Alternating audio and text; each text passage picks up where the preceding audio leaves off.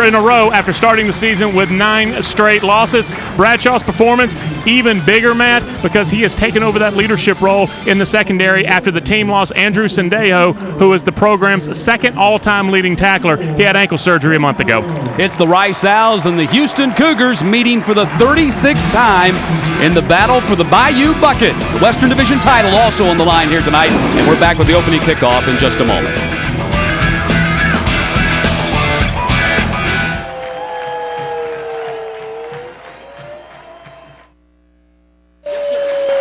One, two, three, four, five. Check. Everything's good. Everything's good. We're good. Check.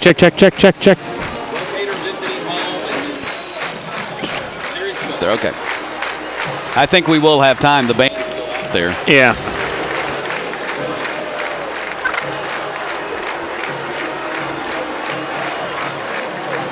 If you want to jump in, hey. It looks to me like we're going to have some time. After I say Kevin Sumlin, if Chuck wants to jump in and say something about Kevin Sumlin, you can do that. All right. Break it up a little bit so it's just not a big monologue by me. All right.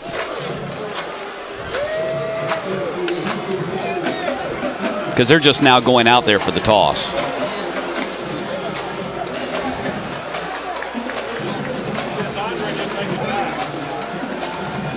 Every time I say thank David Bailiff, I think of that Cheech and Chong skit. Which one? Like a bailiff, whack his people.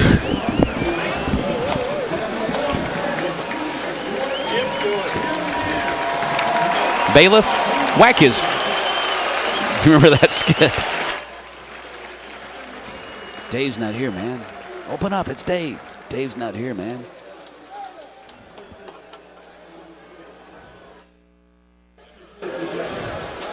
Great night for college football at Robertson Stadium in Houston, Texas. The Rice Owls, led by their head coach, David Bailiff.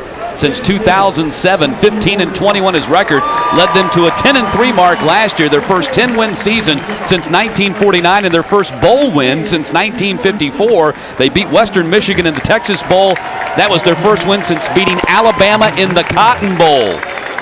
Houston led by head coach Kevin Sumlin, and what a job he has done, 17-7 in this just his second season. And now, Chuck, just one victory away from getting the Cougars in the Conference USA Championship game. And the man played linebacker in college. Who would think that he would have the keys to the kind of offense that you tried out there each week for the Houston Cougars? Former offensive coordinator with the Oklahoma Sooners. Huge resume for Kevin Sumlin, and is doing it in Houston for sure.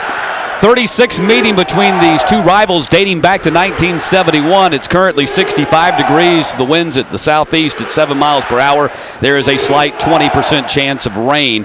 And UH leads the series 25-10. A year ago, however, Rice upset the Cougars, who were in the exact same position a year ago with a chance to go to the Conference USA Championship game, and the Rice Owls beat them 56-42 the last time they played here in this stadium. Houston won at 56-48. And Chuck, there's only 2 crosstown rivalries in FBS. The other one is Southern Cal and UCLA, the only 2 teams that play in the same city that are in the FBS and meet every year. And Rice has got to have the shortest road trip in Division I. Obviously, it's about 4 miles, literally a couple of exits, take a left, boom, there's Robertson Stadium. You see it right here.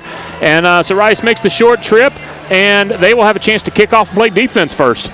Don't know that that's a great idea. I don't know that you want to go on defense against it. This is, playing the Houston Cougars is kind of like, like a tennis match. You want to serve first and get in the lead. Houston trotting out there, making sure they have all 11.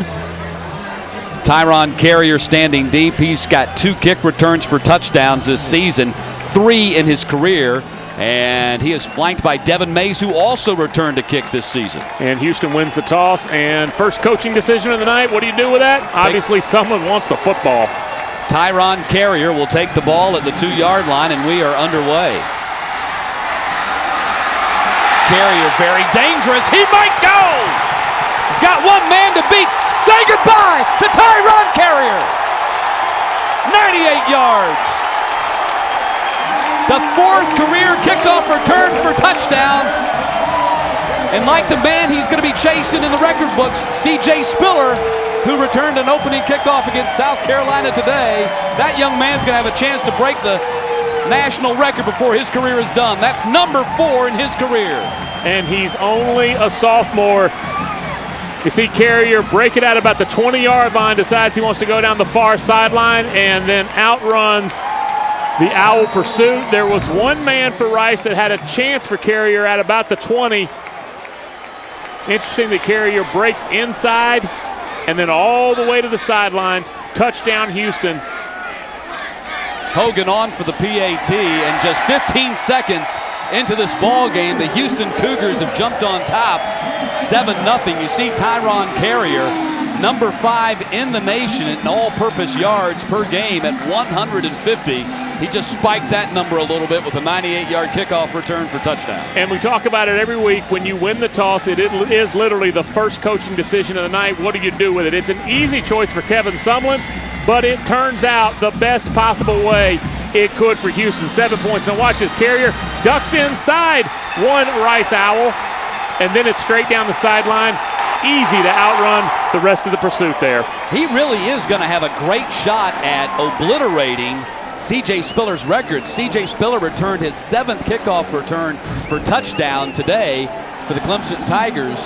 He did that in 4 years. Tyron Carrier's already at number 4 here at the end of his sophomore year. Again, a redshirt sophomore, and was really the best receiving option coming into the season, but so many other players have developed for Houston that Carrier just kind of fits in with the bunch. So Chase Turner is set to kick off for the Houston Cougars. The Rice Owls, on the other hand, have not returned a kickoff for a touchdown since 1984. That is the second longest drought in the nation. And we're told that that kickoff is now being officially measured as a 99-yard kickoff return.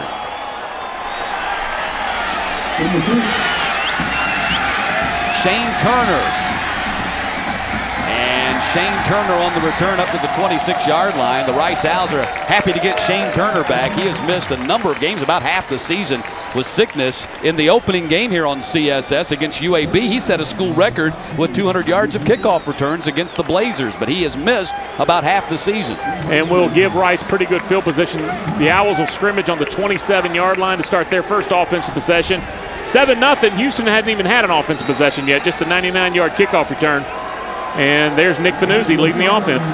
1,466 yards on the season, 11 touchdowns, 6 interceptions. He's a sophomore out of San Antonio, first year in the program after transferring from the University of Alabama. They fake a reverse. Fanuzzi goes for the bomb, and nobody out there. Torrin Dixon was the intended receiver, but overshot him by about 10 yards. And it's going to be 2nd down and 10. Let's take a look at the starting lineup for the Owls up front. Mitchell, Allen, Carrington, Hicks, and Parrish. Smith is the tailback. Dixon was the intended receiver on that last play. Wardlow having a career year. Beasley joins him as the wide receiver, and so does Patrick Randolph. So 2nd down and 10 for the Rice Owls. Jake Hicks back at right guard. Big key to their 2-game winning streak here after losing their first 9 in a row. Carry on the play by Tyler Smith, who had 127 yards, a career high against UTEP in their victory over the Miners last week. It's going to bring up a 3rd down and long as we take a look at the defense for the Cougars. Reiser, Thompson, Hunter, and Graham up front. Stewart, McGraw, and Cavness are the linebackers, and in the secondary, Robinson, Signs, Blackman, and Brinkley.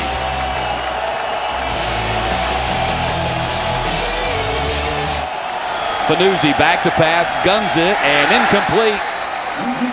I believe looking for Torrin Dixon or Patrick Randolph, both those wide receivers in the general vicinity, and a 3-and-out for the Rice Owls. I think he actually wanted some Pierre Beasley there, number 11, kind of doing that little hook route right at the 1st down marker. Overshot everybody. I'll just put it this way. It's not a good pass when we can't decide which of the 3 receivers it was supposed to go to. Fanuzzi, a live arm, and really kind of the change up to the beginning of the season. John Thomas Shepard, the senior quarterback, we thought would get most of the snaps, but as the season developed and things went a little sideways on the team, obviously they went with the younger kid and Nick Fanuzzi. A.J. Dugat back to return this kick for the Cougars. He takes it at the 27, and Dugat still on his feet, took a shot, and keeps on moving up to the 44-yard line, close to a 17-yard return, and the Houston Cougars will finally go on offense, already leading 7-0, and with great field position. And that's when we get back with Houston already on top by a touchdown.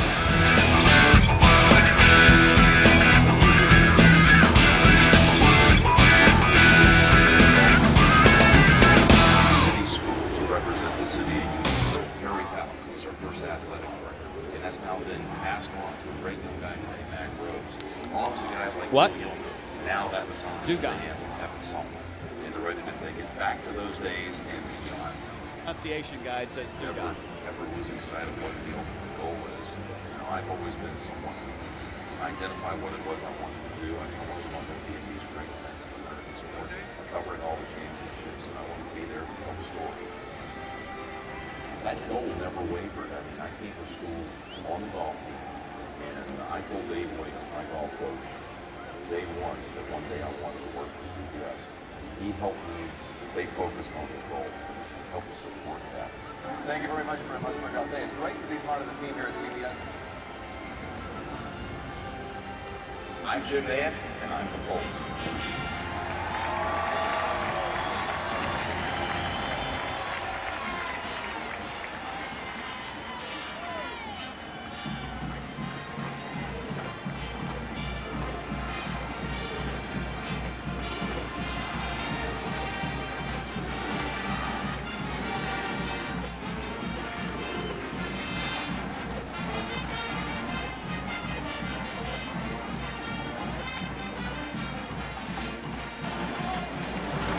7-0 Houston on the strength of a 99-yard kick return by Tyron Carrier to open the game. And now the Cougars go on offense for the first time today. Let us officially introduce you to Case Keenum, who's thrown for 4,599 yards, 36 touchdowns, and 6 interceptions, averaging 418 yards per game.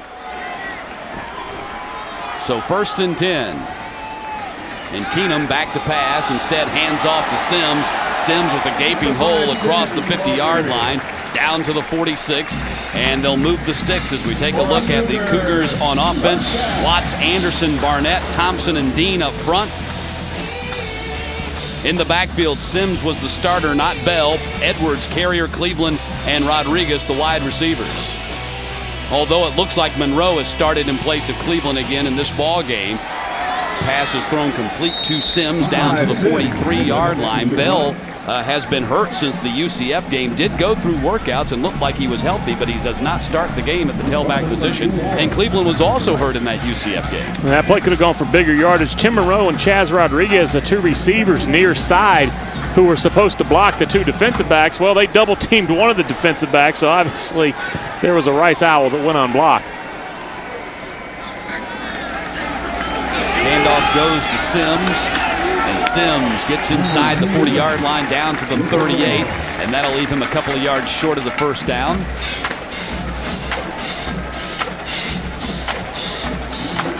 Brings up a 3rd down and 2. Ball at the 38-yard line. Justin Johnson now checks into the ball game along with Charles Sims, so they go with 2 running backs. Don't usually do that, but this is more of a running situation perhaps, but don't be fooled as they sprint Sims to the outside, and they will pass it on 3rd down and 2. Downfield they go. Patrick Edwards had it.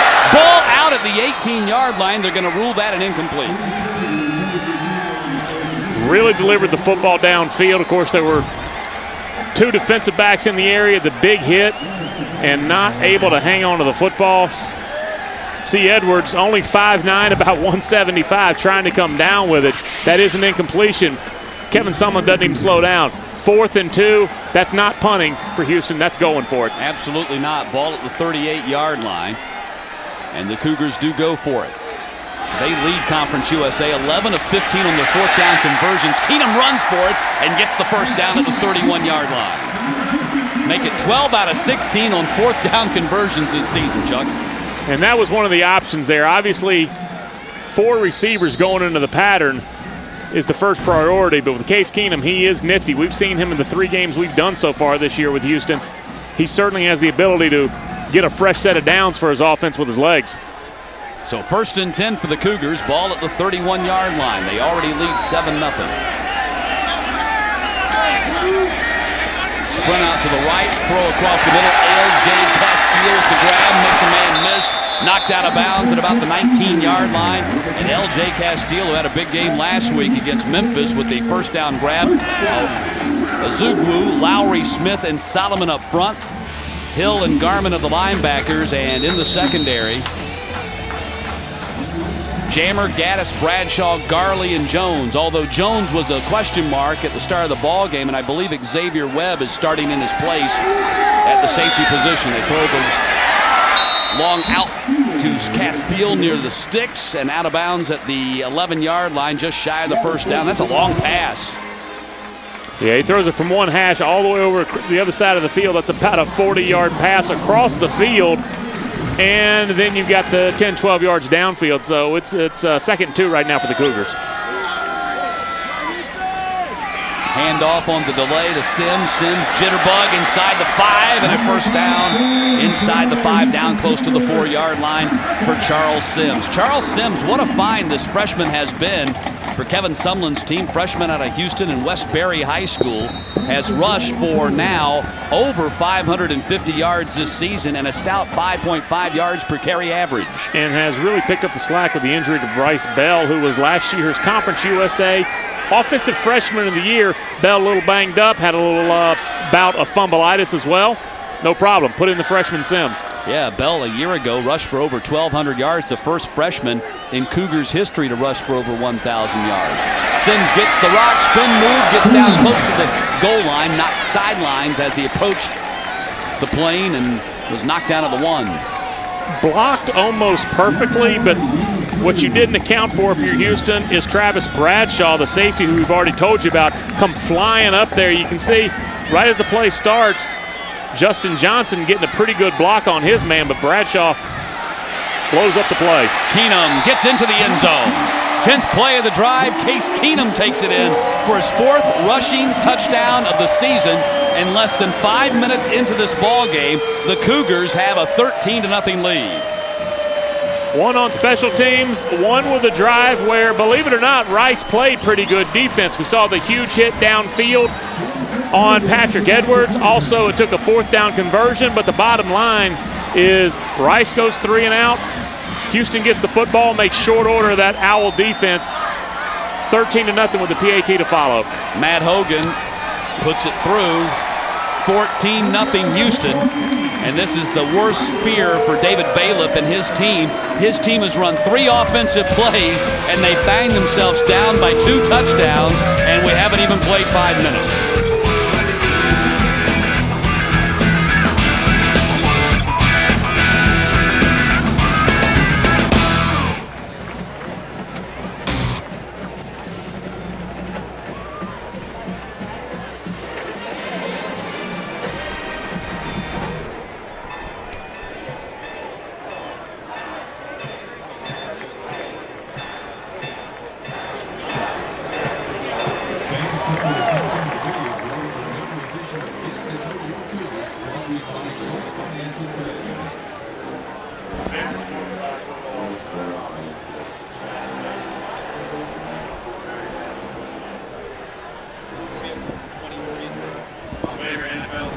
Okay, 3 for 4, 23. 3 for 4. 3 for 4, 23 yards. And 2 for 8 rush and a touchdown. Okay, we're off to a great start. 14-0.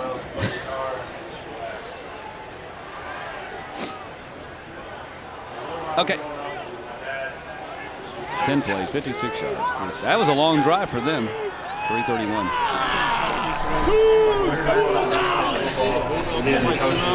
Cougs! Turn the camera off.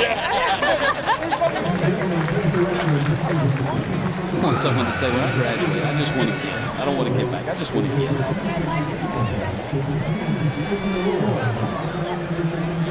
Hey, Houston now with a 14-0 lead on the Rice Owls. It has taken them very little time to get a 2-touchdown lead. That was a 10-play, 56-yard drive. And by Houston standards, that was a long drive, 3:31. They're dead last in the conference in time of possession and number 1 in scoring, so you do the math.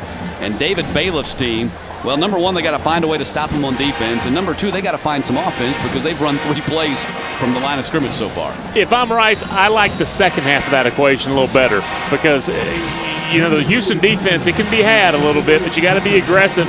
You have to take advantage of all your opportunities, but you can get some receivers open downfield against this secondary for Houston, that's for sure. We saw Martavius Young have a great game with Southern Miss earlier in the year, and then even last week Memphis was able to throw the ball a little bit. Shane Turner from the 5. Turner right up the middle, dropped at the 34-yard line or thereabouts, and that's where the Rice Owls will go on offense for the second time in this ball game following the 29-yard return by Turner. Now, if you look at Nick Fanuzzi this year, again, he's a sophomore transfer, started out at Alabama, came back home to Texas. Matt, his stats are pretty impressive. 61% completion percentage, about 1,500 yards, 2-to-1 touchdowns to interceptions. Do you realize how far in Case Keenum's rearview mirror that puts Nick Fanuzzi? And that is a pretty good season by number 7 there. Absolutely. Fanuzzi, number 6 in the conference in pass efficiency as they run the speed sweep to Tyler Smith, and not much doing for Tyler Smith on that play as he picked up a couple of yards. Tyler Smith, sophomore out of Cedar Park, Texas. Tyrone Campbell trying to get down the line and make the play, but pretty good job there. David Allen, the offensive lineman for Rice, just washing him all the way out of the play. Rice able to get a good gain there. Charles Ross checks in at tailback. Instead, they throw to Pierre Beasley. Beasley got whacked by Marcus McGraw, the leading tackler on this Houston team. McGraw up over 100 tackles on the season, 115, the 3rd best total in the conference. He is a violent football player, and you got to love that if you're a coach. Linebackers, I talk about it all the time. The 2 things you want, runners and hitters. Marcus McGraw is both of those, and he's only a sophomore. It's 3rd down and 3 for the Rice Owls. They need to stay on the field. Well, they got an uncovered receiver. Okay, Houston's adjusting the alignment there. They got 3 receivers toward the bottom of the field, and Houston only had 2 defenders. Don't be surprised if they run some sort of pick play down close. Intercepted. That's going to be a pick 6. Brinkley gets into the end zone. Touchdown. 45 yards for Brinkley. And it didn't happen nearly as easily as you said it. No, it looked like it was going to be a pick 6 clear sailing. But then he has to run figure 8s around Fanuzzi. One of the backs gets involved. Somehow stayed in Dixon, bounds. And then all the big uglies converge. And Brandon Brinkley winds up in the end zone, the 5th-year senior, their best player in the secondary. And I just talked about how you had the man advantage if you were Rice. You had the 3 receivers to the near side, Matt. Houston adjusted their alignment, but then one of those D-backs blitzed off the edge, so you still had the man advantage. I believe this, do we have a flag or is the play under review? I believe that the play is under review. They're going to see if he stepped out of bounds. Watch his left foot over there. Does he hit white chalk? Not yet. Maybe right there. You got to see the heel there, not the toes at all. Yeah, but you know, that replay, remember. The ref's looking right. Look at the man with the black hat there. Yeah. He's staring right at it. In fact, he looks down at the turf at that exact moment. Unless you have a camera angle, and I know that we don't, from the back side of that play, they're not going to be able to see whether his heel was out of bounds. They saw that his toes were in bounds. You would have to make the assumption that your heel was out of bounds. To have a better camera angle, you're going to have that stuff from Enemy of the State, where they got the satellites involved from overhead, because that official, watch the official, he's standing right beside it, staring at it. Yeah, see, you can't tell from there. They did not call him out of bounds on the field. I'm going to find it hard to believe that the replay official, Brad Smith's going to be able to overturn this given the video evidence that he's looking at right now. But we'll see. I mean, Stranger things have happened. Houston is a city, the pinnacle of world technology here, but I don't think it's actually applied to whether Brandon Brinkley stayed in bounds. It's more space administration, things like that. Man, I don't know. I mean, you could make the assumption by looking at that play, but can you honestly say beyond a shadow of a doubt that you know that he stepped out looking at that replay? Understand also the wording in the rule book is if it is clear that the official on the field made the wrong call, and how can you watch? Look at him. He's looking staring right at the turf. And again, that's the wording. If it's obvious that the game official, and again, look at the official there. He's staring right at the turf. And he shook his head. You see, look, you could actually see the official trailing on the play. He shook his head because he looked at it and he said he did not step out of bounds. Watch the official as he watches the play, and as the play goes beyond him, you can actually see him kind of shake his head. He may be out of the frame here. Yeah, he's looking at the play, and he kind of shakes his head as if to say to him, no, he did not step out of bounds. Watch his head. Watch him. If you remember Sean Elliott in the playoffs for the Spurs, toes inbounds, heels over the out-of-bounds line. That's exactly what Brandon Brinkley had with two of his steps there. Toes on the green, heels never came down on the white, though. That's the proper call. Well, they did get it right, Dan. They did not overturn it in the replay booth, and it's 20-0, and Hogan's on for his third PAT of the first 6 minutes and 17 seconds of this game. So we can get the satellites back to tracking things in the air. The important stuff, exactly. Right, exactly, keeping us safe. And it's 21-0. Wow, things could not have gone any worse for the Rice Owls. 21-0, and we have not yet played 6.5 minutes. I guess East Carolina can start breaking down that Cougars game film.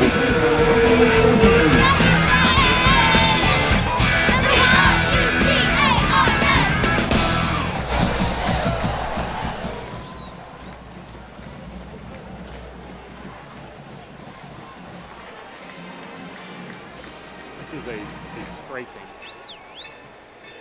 That was a pretty good.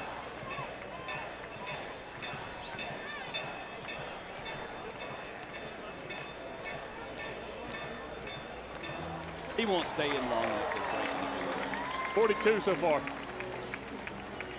Matt, I think you can do 42 push-ups. We're reaching your ceiling. He said 147 or 149. It was 105, and then they scored their 42nd, so it was 147. Go ahead and look up what's the worst beat down in the series. Go ahead and start looking at it.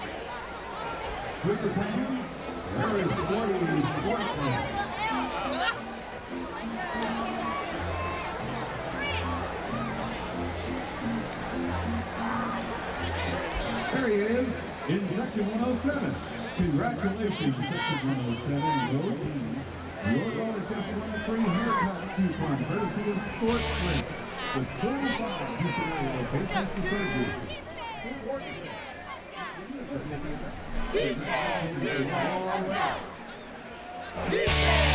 We're barely underway, and Houston already has a 21-0 lead here in the battle for the Bayou Bucket.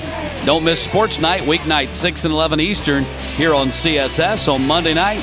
Be back in studio. Coach Ray Goff will be there, our SEC expert, looking ahead to that SEC championship game between the Florida Gators and the Alabama Crimson Tide, although your alma mater, the Auburn Tigers, almost put a wrinkle in the plans for that 1-2 matchup. Yeah, it broke my heart a little bit yesterday. I thought Auburn at home, that final possession, they would have had a shot, but tough dealings with the timeouts and the clock, and Alabama undefeated regular season again. Second consecutive year. And Turner with the kickoff, and Turner with the return from the 8-yard line. Shane Turner will make it up to about the 25 or 26, and that's where Rice goes on offense. They've run 6 plays from the line of scrimmage and 2 punts, and they're down 3 touchdowns. And you've seen so far advantages in special teams. Obviously, Tyron Carrier with the touchdown return. We also saw a good punt return for Houston, and then 3 kickoff returns so far, which kind of boggles your mind that this early into the game you already got 3 kickoff returns for Rice, and just decent. That goes to team speed, Matt, because who's on special teams? Linebackers, D-backs, and wide receivers, depending on what special team it is. If you have a fast team, the guys who aren't playing first-team offense or defense, they're running downfield covering kicks, and that's where it shows up the most. Fanuzzi throws a screen pass to Ross, and Ross got wrapped up and dropped immediately. Actually lost yards on the play. Jamal Robinson, the cornerback, making the tackle for the Cougars. We saw Charles Ross, the freshman running back, on the field before the game, and Coach Sumlin walked over and shook the young man's hand and said, boy, I tried really hard to get him to come to Houston, but not able to pry him away from David Bailiff and the Rice Owls. He's out of Schertz, Texas, and Samuel Clemens High School. 9 rushing touchdowns, leads Conference USA freshman this season. Gets the rock that time, and not much doing for him on that play. Isaiah Thompson, the nose tackle, making the stop. Big 6'4", 295 junior out of Tatum, Texas, making his 22nd career start here tonight. And a lot of the names you're going to call on defense, we talked about it before, whether it's Marcus McGraw, a lot of these other kids that are making big plays, they are not seniors. No. The defense should be a lot better as these kids grow into their junior and senior years. Yeah, that's what's got to be scary for Conference USA teams, is that they're bringing a lot of these guys back next year, including Case Keenum. Fanuzzi scrambling. Tyrell Graham comes up to meet him, spun out of that tackle, then he got knocked down by Cavness, and it's going to be 4th down, and again another 3 and out for the Rice Owls.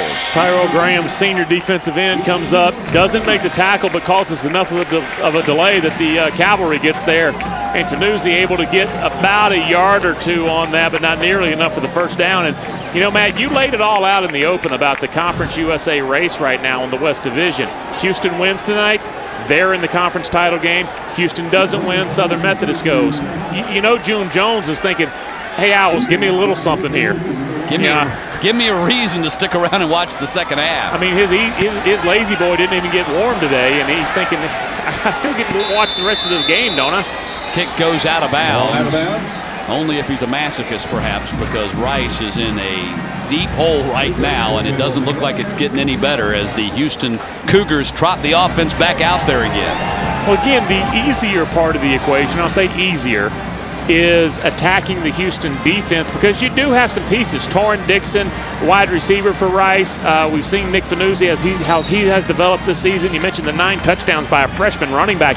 There are explosive pieces on offense for Rice. So far, they haven't even been able to manage a first down, and that was supposed to be the simpler part of beating Houston. Run the screen pass to Sims. Charles Sims trying to get outside, and Sims will not be able to elude the grasp of Cheta Azugwu. Pickup of just a couple of yards on the play. You're right. Rice does have some pieces to the puzzle. Houston has the puzzle put together, framed, and hanging in their living room. They got it glued on that heavy backing paper, and they got double framed. The one of the Golden Gate Bridge. Double matted, absolutely. 2nd down and 9. Keenum standing in the pocket and firing, caught by Chaz Rodriguez at the 48-yard line. Rodriguez coming off a career game. He's one of the few seniors on this team that'll be saying goodbye. Had 98 yards receiving against Memphis last week.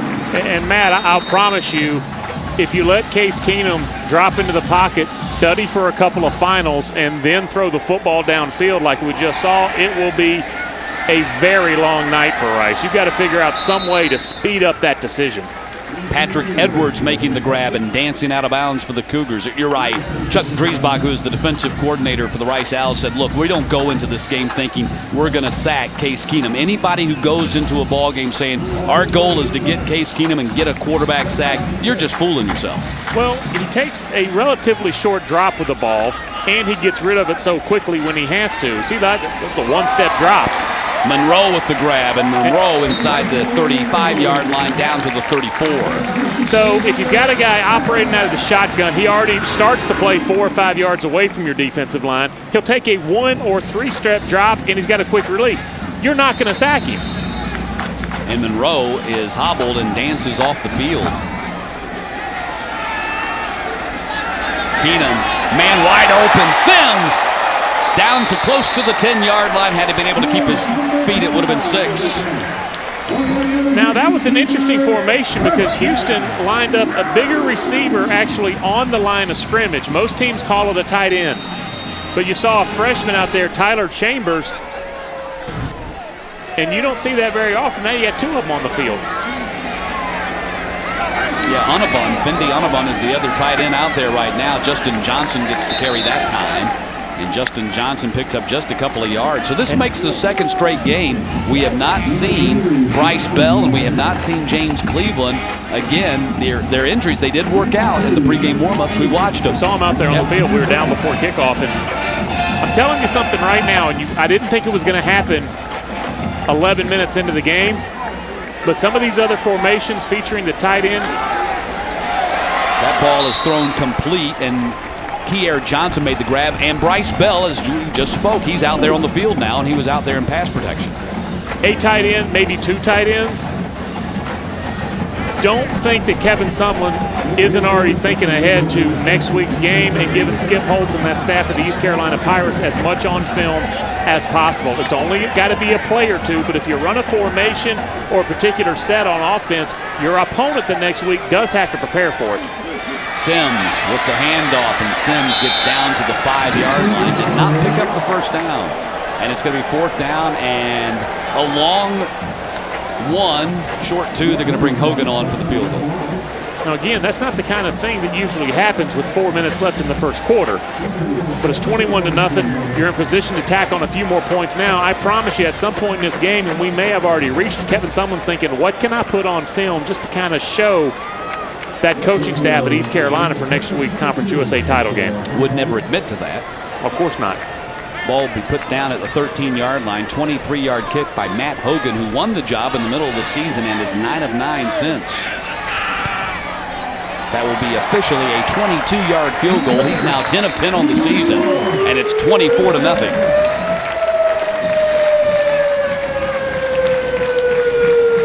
Just about everything that man is dialing up has worked this season for Houston.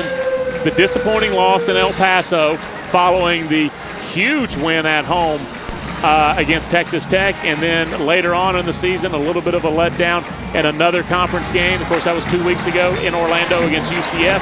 Other than that, it's a clean sheet, including Texas Tech, Oklahoma State, and Mississippi State. And Matt Hogan, what a story. He's the third kicker used by the Cougars. Usually when a team is about to go to 10-2, as they will with a victory tonight, solid, steady kicking game. That was not the case for the Cougars at the beginning of the season. They've used Ben Bell. Jordan Manisto actually kicked 3 field goals and had a 50-yarder against Texas Tech, as you looked at the drive there. And then Hogan, after they had some trouble in their kicking game at Tulane, they had an open tryout among the guys that were already on the team, and Hogan won the job. Now, the interesting thing there, Matt, and I'm not trying to be funny, you get plenty of opportunities to evaluate your place kickers on this team. Whether it's kickoffs, PATs, not as much on field goals, but you work on it some in practice. You have a specialty period before practice starts with just your kickers, and then maybe at the end of practice you'll have something where they try to kick field goals against the PAT block. But Houston has a lot of opportunities actually during the game. Shane Turner getting plenty of opportunities to return kicks here in the first quarter. That's his 4th kick return as he brings it out close to the 27-yard line. And Rice goes back on offense, down 24-0, and still looking for their first down of the night. And I mentioned that is the attainable part of this equation. You see the total yards there, only 15 in 3 possessions. And again, Fanuzzi can do some things. He can get outside the pocket a little bit, but when you have some of those pieces, Torrin Dixon, I need him involved. And Houston knows that, so obviously they're going to roll the coverage towards number 3. But, Torrin Dixon is a guy that you can get loose, as well as some of those young running backs. Tyler Smith runs right into the teeth of that defense, nothing doing. Zeke Reiser, one of the freshmen on that defensive line, and C.J. Cavness, a senior, who's another great story on this team, a guy that walked on and essentially until last year played only special teams, but an injury to Matt Nicholson opened the door for him, and he just played his way into the starting lineup and stayed there. And this year is number 6 in the conference in total tackles. Second down, Fanuzzi slings it out here to Ross. Ross across the 30. That's the first down for the Rice Owls. And Ross muscles his way down the sideline and gets down close to the 40-yard line. I think if you go back and you look on this replay, Carson Blackman might have been able to make that tackle, He grabbed a little bit of face mask and then realized I'm about to get a horse collar tackle, so he just went hands off, and that led to the big gain. Ball at the 43, 1st and 10. Fanuzzi rolling out to his right, being chased by Reiser, throws on the run and just throws it away. Beasley was the receiver that was downfield, but he was covered, and it's going to be 2nd down and 10. Not a bad idea just to dump that thing, because this is by far your best offensive penetration of the night. Pretty good return, and you get a couple of first downs. Suddenly you're operating inside Houston Cougar territory, and I'm going to say it's 24-0. Get a score here and then worry about playing some defense, but it all starts with getting some points on this possession. Ball thrown complete to Ross on another screen pass. Cavness over there to make the tackle again, along with McGraw at the 40-yard line. Between McGraw and Cavness, those two tacklers have 221 tackles coming into the ballgame. You're talking about linebackers out on the flats with McGraw and Cavness. Both those guys can really run. So now it's going to be 3rd down and 7.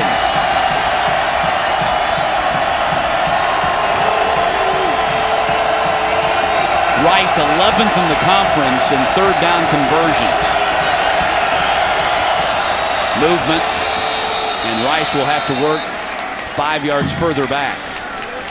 Looked like that was Tyler Parrish, the right tackle, that moved. False start, number 3 of the offense, 5-yard penalty, 3rd down. Torrin Dixon. Well, Terrell Graham, the defensive end for Houston, he started going upfield, so you can understand that creating a little bit of movement. But Houston gets the motion penalty, and it's going to be 3rd and 12. Rice has had their issues on the offensive line this season, most of them coming as the result of the injury to Jake Hicks, who missed 5 games with injury before finally returning to the starting lineup against SMU. Not coincidentally, they won their last 2 as they finally got their offensive line solidified a little bit. Passes thrown off of the hands of Taylor Wardlow, and it's going to be 4th down. Saw Taylor Wardlow down on the field before the game.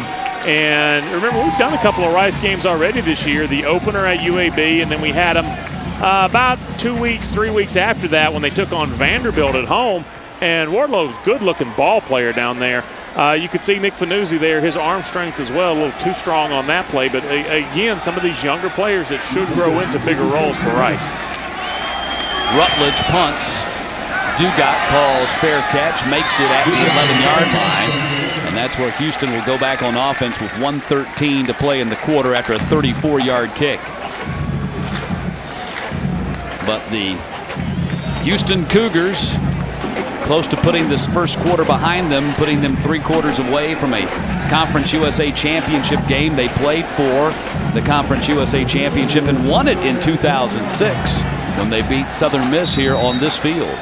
They've won one prior to that in 1996.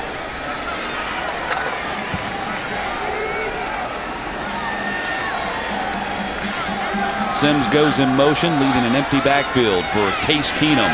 And they'll fire to Sims on that tunnel screen, and not much doing. Picked up maybe a yard on the play. Scott Solomon, number 13, pretty good pass rusher for the Rice Owls. He's a big old junior, 6'3", almost 270. Wearing number 13, they starts out at defensive end. They loop him inside just a little bit late trying to get to Case Keenum. And I can tell you, if you want to run all those twists and stunts and everything else playing games to try to generate pass rush, you're just wasting steps against this kid, Keenum. Keenum fires to the outside, and Edwards can't catch up with it at the 26-yard line. It'll bring up 3rd down with 38 seconds to play in the quarter. But that's the puzzle you got to figure out, Matt, is that if you know you're not going to get to him, and you and I talked about this on last week's broadcast against Memphis, if you know you're not going to get to him, what you need to do is have your defensive ends just kind of mirror him, spy him a little bit, and when you see Case Keenum about to throw the football, just elevate, get those hands up. 3rd down, Case Keenum, again given time, fires in the middle. It's caught by Tyron Carrier for a first down at the 39-yard line.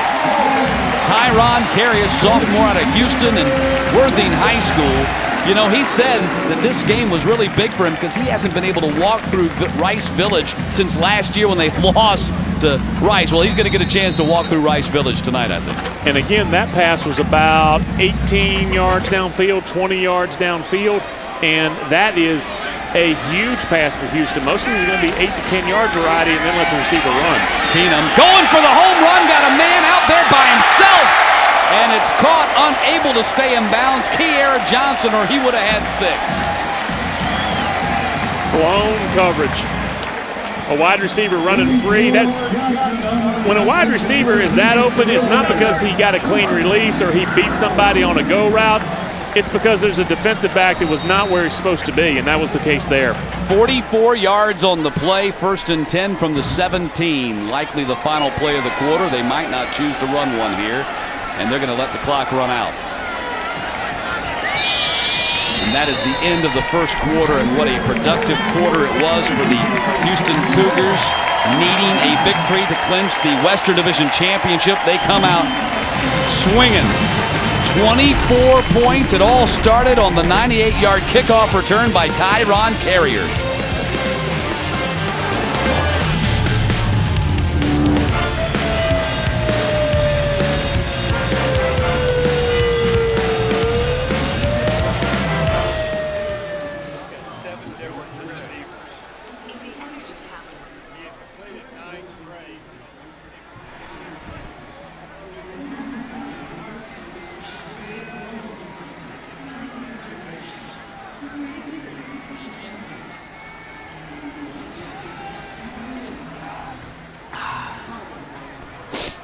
Yep. Yeah, people can start going home now. We've seen enough. Good crowd. Look at this. It is a good crowd. It's a great crowd. Oh, it's full. Full stadium. It's about 34. 32.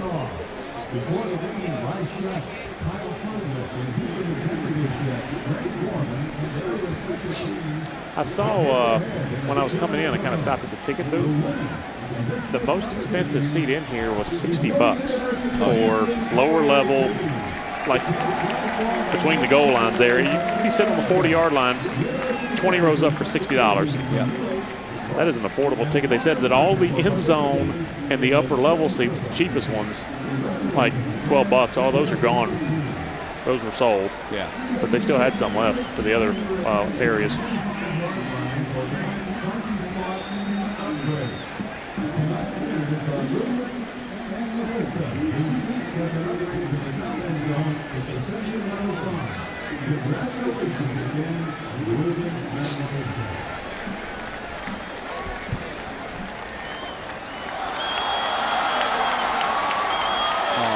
Dude just proposed. You better be sure of the answer. I think he's sure of the answer.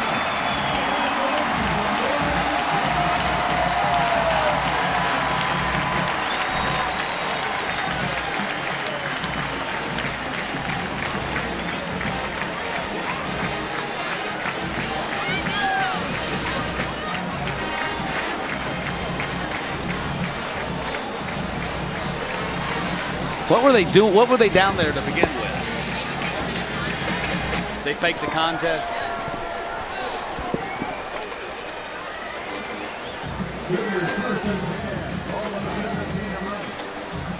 Well, this is what happened between quarters. This young man just proposed on the football field, and I think he got the right answer. Well, her name's Melissa. I know that because it said so on the scoreboard. No idea what his name is, but doesn't matter.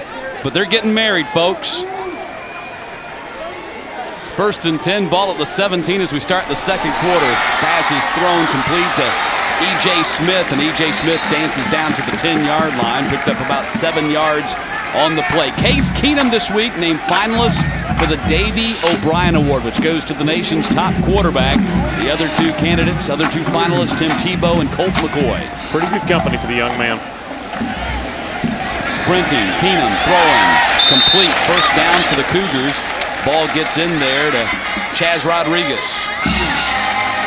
The number one thing you want to do when you call plays is give your quarterback options, Matt. And you see on every play, there's a short, there's a medium, and there's a long option. Now, when you send 4 or 5 guys into the pattern every time, you've got those options, but great play calling by Houston. Sims gets into the end zone, just weaved his way through that Rice defense, and it's 30-0, a 5-yard touchdown run for Sims.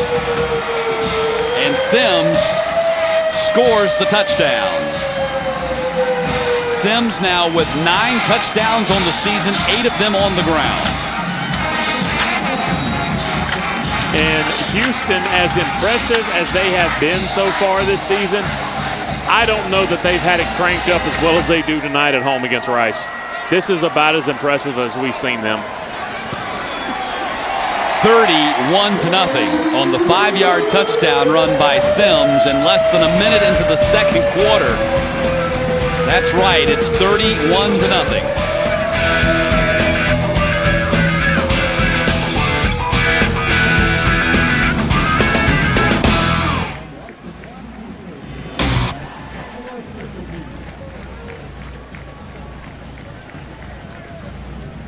In this game.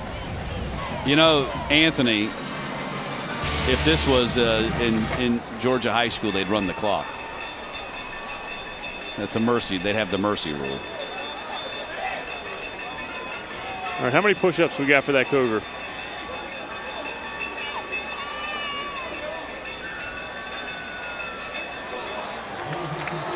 Oh, yeah.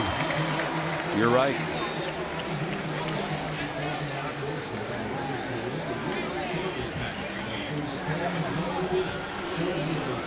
You know, this is, I mean, these promos are the same thing every week. I mean, they don't change them. It's ridiculous. What? 97.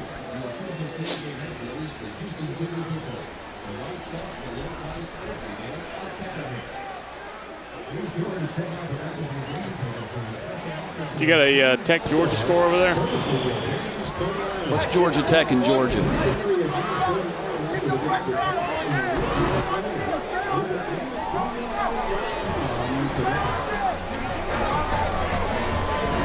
LSU leads Arkansas.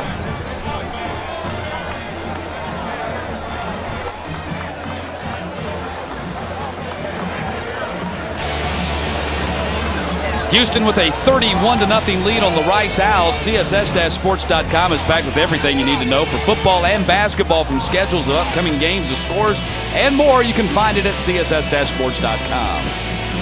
Matt Stewart, Chuck Oliver, our producer-director Anthony Early with you in Houston, Texas. Final game of the Conference USA regular season, and Houston going to go out in winning fashion and clinch the West, it looks like. A 7-play, 88-yard drive. Of course, anything is possible. But a 31 regarding what? A 31 point. Are you relating that saying to this game? Well, the point is this: there's plenty of time for them to yes, make a comeback.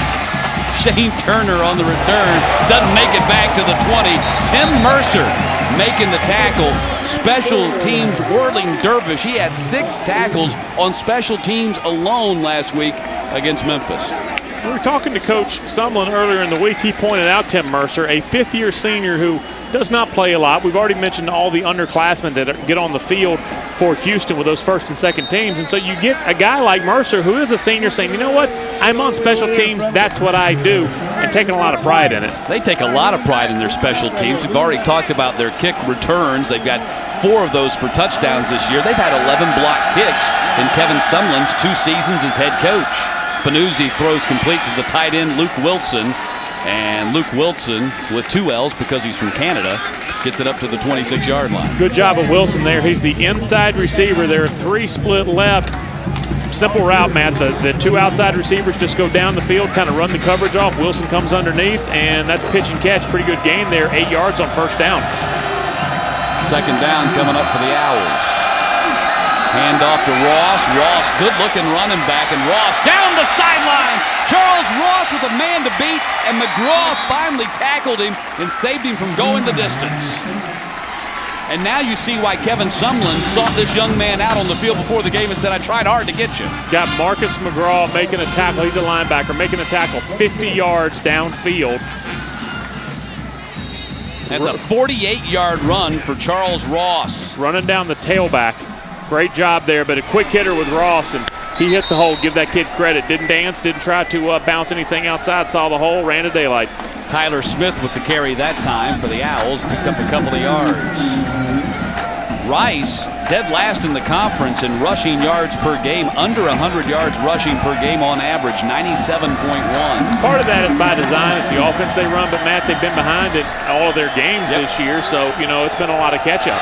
Even last week, their victory against UTEP, they had to come from behind, scored 13 points, the last 13 points of the game, and rallied from a 29-17 deficit to beat the Miners 30-29. Tyler Smith on the carry again, and they cut that 10 yards in half. It's going to be third down and about 5 coming up for the Owls at the 21-yard line. Now, we've told you about Charles Ross. He's a freshman. There you saw Tyler Smith carrying the football. He's only a sophomore. Fanuzzi's a sophomore. Matt, 31-0. Sure, it looks like Houston's going to handle their business pretty easily here tonight. This is important football for a lot of players on this Rice roster and also the Rice coaching staff. Last chance they'll get to see these kids until spring practice. Fanuzzi guns it, intercepted again. That's the second pick. Jamal Robinson gets this one, and Robinson stumbles up to the 25-yard line. Jamal Robinson with his team-leading 4th interception of the season and a return of 16 yards. A little bit of an overthrow there. Robinson sits down. Didn't even have to move, Matt. Ball's right into his belly.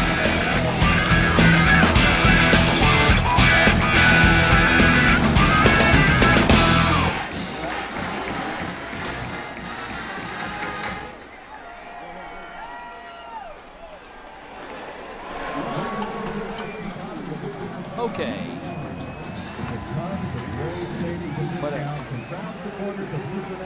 Georgia's win. Oh, Georgia's win. How about that?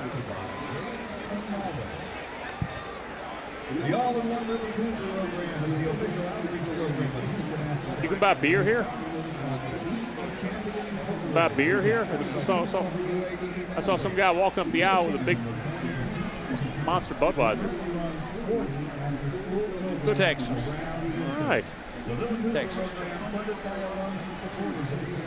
Good for all these people. Needs beer. Ladies and gentlemen, please part of the All-in-One Cougars program 2019. What is it to the game? 165. Does he have one touchdown passing, though? Because he ran for 2, right? In the interception. Yeah, he does not have a touchdown pass today. Oh, Sims has it. Yeah. Less than 3 minutes into the second quarter, the Houston Cougars go back on offense, already leading 31-0. And the strange thing about this is they have a 4-touchdown lead plus a field goal, and Case Keenum hasn't thrown a touchdown pass yet. Had an interception return. Of course, you had the opening kickoff by Tyron Carrier, and then a couple on the ground. One of those by Case Keenum. 14-16. That's a pretty good start for the young man. So Case Keenum, the FBS passing leader and total offense leader, stands in the pocket, guns it downfield. Wide open, E.J. Smith. It's just amazing how their wide receivers almost always seem to be so wide open. Well, it doesn't matter who it is. You know, you lose 2 of your biggest offensive pieces last week in Cleveland and Bell. You have guys like Monroe and L.J. Castile step up, and you know, the names are so interchangeable. A great player like Tyron Carrier, he may go an entire possession without ever being on the field because you've got so many other players you can just plug in. Sims makes one man miss, starts running downhill, and gets to the 50-yard line. Picked up about 6 yards on the play. So many options in this offense. And Charles Sims is the guy that, I mean, if you're a Conference USA coach, man, you got to be, quaking in your boots. You had Bryce Bell, and, he rushed for 1,200 yards last year as a freshman, and then they bring in another freshman, and he's equally, if not more so, impressive. It's supposed to disrupt your offense if you lose players for any extended period of time like Bell or Cleveland, and so far it has not. Keenum gets rid of it and throws it away as Azugwu nearly got a rare sack on Case Keenum. And I say rare because the Houston Cougars have given up only 15 sacks on the season. That's the second lowest number in Conference USA. When you think, 15 sacks, put that in perspective. They've thrown almost 600 passes this year. Exactly.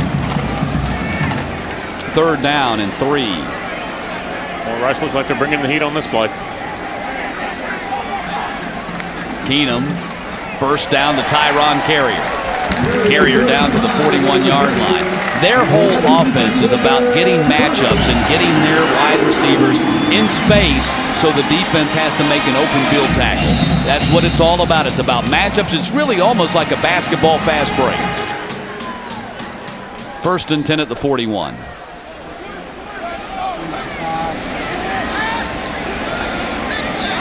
Keenum rolling to his right now under a little pressure, dumps it off to Castile. And L.J. Castile inside the 40-yard line. Castile, a junior wide receiver. Rodriguez, a senior wide receiver. Monroe, a senior wide receiver. All these guys have taken kind of lesser roles in the offense as younger players have stepped up and taken their jobs. And Rice getting a little creative there. Michael Smith dropping in coverage on Monroe to begin that play. Of course, Michael Smith is the defensive lineman. Going for the home run. Edwards is out there, jump ball. Edwards caught it! The defender didn't even know Edwards was behind him. Xavier Webb was running in coverage. And then Edwards just snuck up behind him and caught it for a 39-yard touchdown. And it is 37-0. Well, Case Keenum has his touchdown now. Little bootleg action. Solomon not able to get there. That's teamwork in the end zone. Patrick Edwards, honestly, Matt, if you start ranking these receivers, he may be their 4th, 5th, or 6th best option offensively, and he seems to be just as good as any of the ones that we would list before him. Hogan with the PAT. Deep, versatile, explosive offense. Patrick Edwards with the touchdown grab, and I said Xavier Webb, and my apologies to him, it was Chris Jammer, number 38, in the coverage with the other wide receiver covering E.J. Smith. Didn't even know that Edwards had snuck in behind him and made the touchdown grab. And again, you're talking about an offense. If you say Cleveland and Carrier are your 2 best receivers, and then Bryce Bell, when he's healthy, is your best option at running back, then you're talking about Patrick Edwards being your 4th option in this offense. That's a pretty deep bunch from Houston.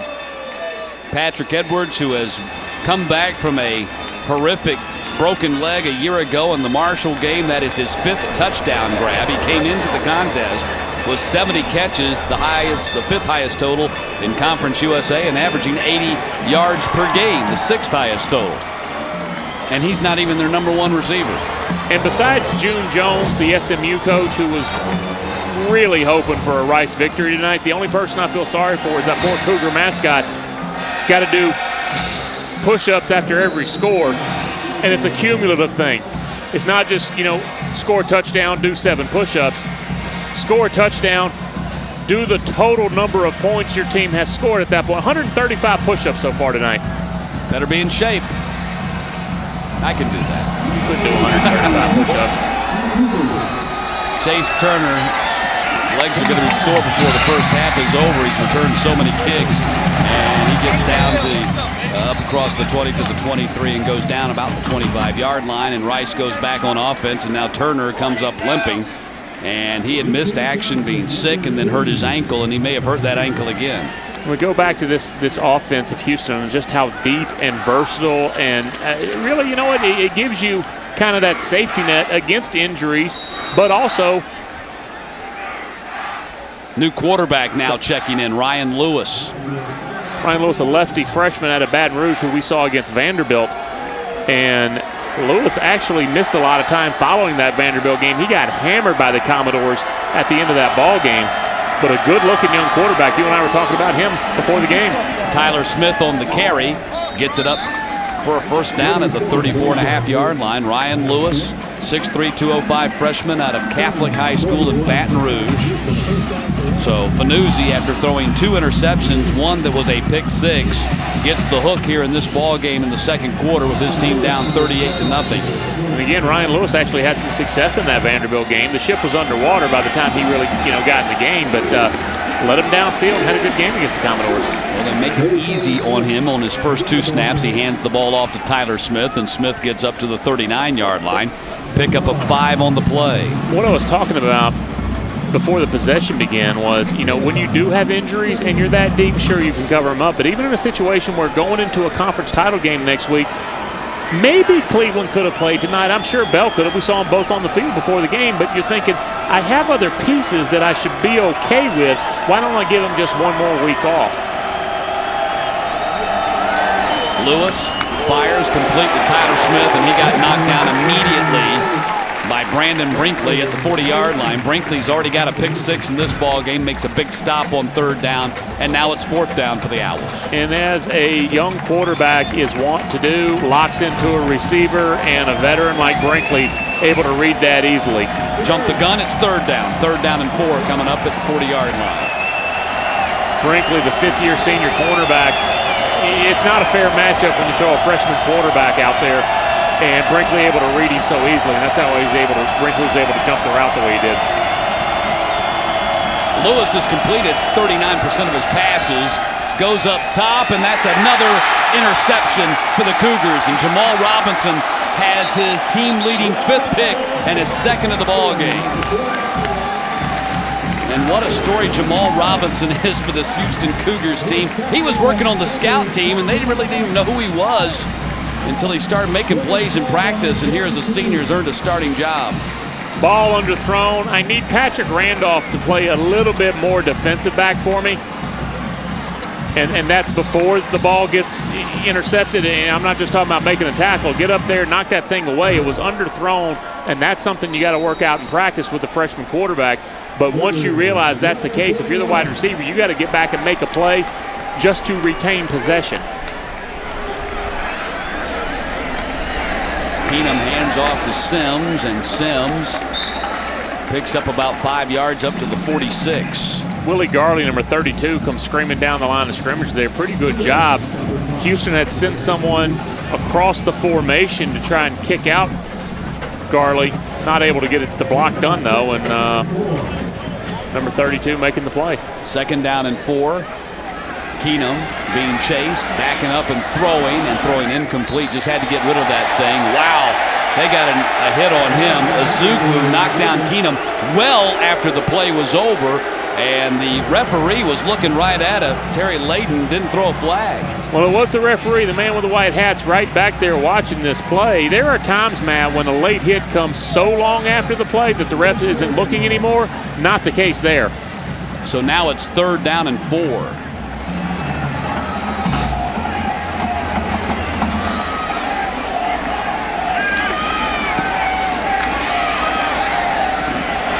Completion to Edwards at the 42-yard line, and a 1st down. They just keep moving the sticks. And if it seems to you like they get a lot of 1st downs, you're not mistaken. They average 31 a game, the #1 number in Conference USA. And if you want to pay a little extra attention to the receivers, the 4 or 5 that Houston may send into the pattern on a particular play, don't forget that with a kid like Charles Sims back there, Kevin Sumlin will dial up that running game, start pounding it down the field as well. It's just an explosive offense in every phase. So 1st and 10, ball at the 42-yard line. Sims gets the rock again, and Sims down to the 37-yard line. 5-yard pickup. Ball might have come out. At least Rice seems to think that it did. The officials have shown no indication that it did, however. Well, that is one way. Yeah, that ball's out. Oh, goodness. And Sims able to recover it. But that's one way. You know, Kevin Sumlin's up 38-0 right now. That's one way you could put him in a real bad mood in a very short amount of time and start turning the football over. 2nd down. Runner reverse to Tyron Carrier. Got to watch out when that guy gets an open space. That's wide. Touchdown. 44-0 on a 37-yard run. Tyron Carrier with his 2nd touchdown of the night to go along with his 98-yard kick return. And you know me, I always want to give the helmet sticker to the man who springs him, Justin Johnson. Watch the block. Number 3 gets downfield. Tyron Carrier around edge. Boom! Springs his teammate into the end zone. And Chuck, it's like Keystone Cops in the backfield. Did you see the 2 defenders collide as they got mixed up on the play as it was going 2 different directions? Hogan with the PAT, and it is now 45-0. When things go wrong, they go wrong. Watch this. Bam! And Tyron Carrier is off to the end zone.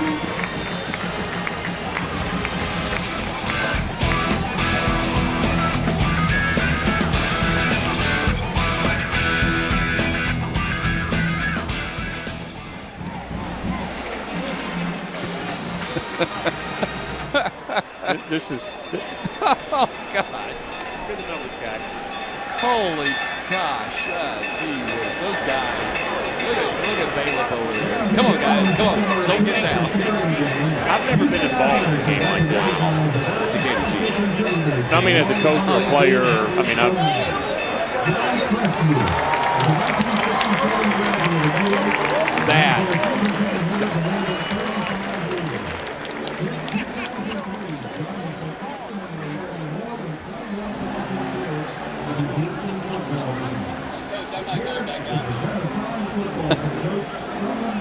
I'm not going back out, Coach. This is a team that won 10 games last year.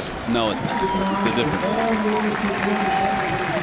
Chase Clement and Jared Dillard were good, but James Casey.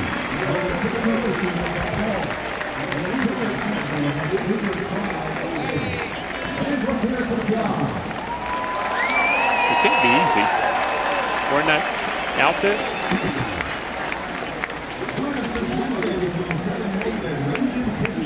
What's the Cougars' name? Shasta. Shasta the Cougar.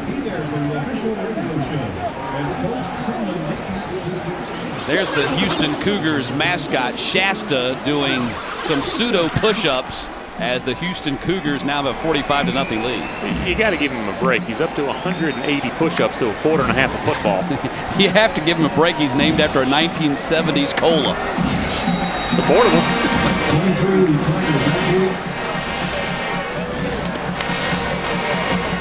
45-0 for the Houston Cougars, a 5-play, 59-yard drive. And that's more like it, Cougar fashion, 122 on the time of possession. Turner watches it sail over his head and into the end zone, and he's tired of returning kicks.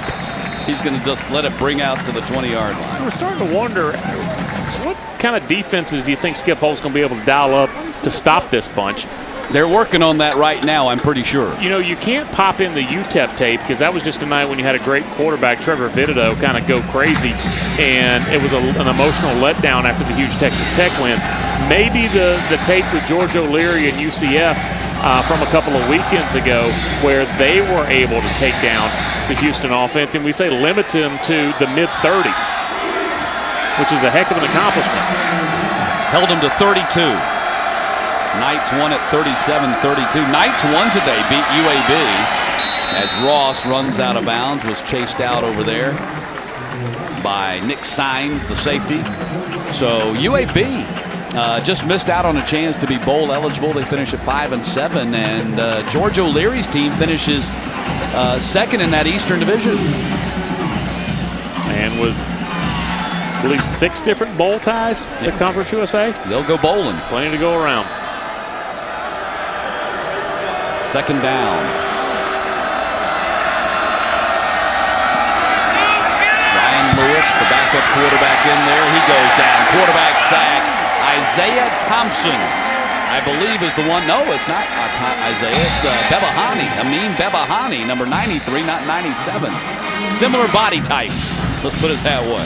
And you've got your freshman quarterback with a little roll to the right. Now, that's a tough one for him because he is left-handed. Has to kind of shift those shoulders again, get his feet set before he can think about throwing the football. Torrin Dixon, number 3, you could see him streaking down the middle of the field, but Lewis not able to even entertain any thought of getting that pass off. Third down and 14. Lewis.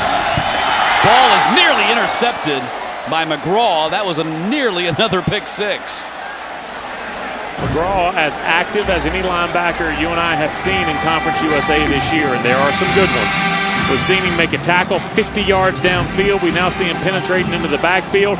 He'll stuff the run. That is a very good linebacker, and like so many of these players, I've already mentioned him tonight, he's only a sophomore. A year ago, a freshman All-American in voting by the Sporting News. And Dugat, that's a short kick. that will go out of bounds just over the 50-yard line. And so great field position again for the Houston Cougars. Not that it really matters what their field position is. They usually score whether they're 98 yards away or 30 yards away. And when you look at the drives, most people think, oh, it was a touchdown drive in a minute and 13 seconds or a minute and 45 seconds. Matt, it's the number of plays they get off in a minute and 40. You'll see a 7-play minute and 45. How do you snap the ball 7 times in a minute and a half? That's the pace that Houston keeps. 1st and 10 from the 47-yard line is where they spotted, and on the right side of the 50-yard line, Keenum dropping, being chased. He nearly got sacked, and that was Ezugwu and Solomon teaming up together to bring him down, but he did get rid of the ball for an incompletion. And you almost have to work to find a spot on the field where there isn't a Houston receiver. That ball did not get back to the line of scrimmage, I don't believe, and I don't know if Keenum was outside of the tackle box. So there were a lot of different ways they could have thrown a flag for intentional grounding on that play. 19 of 24 for 245 and a touchdown. He's thrown to 8 different receivers already in this ball game. Delay to Sims right up the middle, and Sims has a first down and more down to the 33-yard line. Scott Solomon did a great job, number 13, the defensive lineman for Rice. Watch this, Matt. Good penetration right up the middle. He brushed his shoulder pads almost right past Sims on the draw play. Now Bryce Bell checks into the ball game. I think just the second play that he has been in there very deep. He is, 9 yards behind, 8 yards behind the line of scrimmage at the 41-yard line. Out to the deep position, takes the snap and runs full speed into the line and down to the 24-yard line for Bryce Bell. He picked up about 7 on the play. But he ran 20 yards. Close to it. From the start of the snap until the time he was tackled. They're right back. They're ready to play football with a 2 tight end formation. Again, this is something that you can use effectively to move the football on the ground. You can work play action off of it, and it's also on film for East Carolina to now prepare for. Keenum downfield, overthrows his man Edwards. Had Ezugwu breathing down his neck. One of the other differences, and it's a long list, but one of the other differences about this Houston offense is when a play breaks down, it doesn't necessarily mean a wasted play. You and I have seen Keenum so many times this season when things get a little sideways on him and he's got to scramble, he's got to tuck the ball, he can still create a scoring play. Not even just a first down, but a scoring play off of this. There was a flag. Was he across the line of scrimmage when he threw?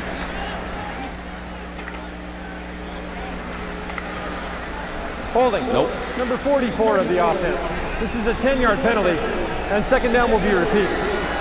And that penalty on Tyler Chambers, the tight end. So second and about 12 is what we'll be looking at. But Keenum so creative, but the play is never over. He still remembers where all the receivers are. When you have 4 or 5 guys going into the pattern, a couple of them can work back to the quarterback. Just a great job of being innovative when coverage does break, when the protection does break down. Carrier in motion to the far side. Keenum throws complete to Castile. Castile down to the 28-yard line. They got about 6 or 7 of it back. And Matt, that's maybe a 6-yard gain there. That was a great catch there by Castile. There was smoke coming off this football. Castile extends, gets the ball, and then immediately starts trying to advance it downfield. Again, only about a 6-yard gain, but a great job there by Castile. This is manageable here, third and 6? 3rd and 6 from the 28. Quick fire, first down to Rodriguez at the 18-yard line. And understand what we're saying when we go through these names, whether it's Edwards or Carrier or Cleveland or Castile or Monroe or Rodriguez, the names keep on coming.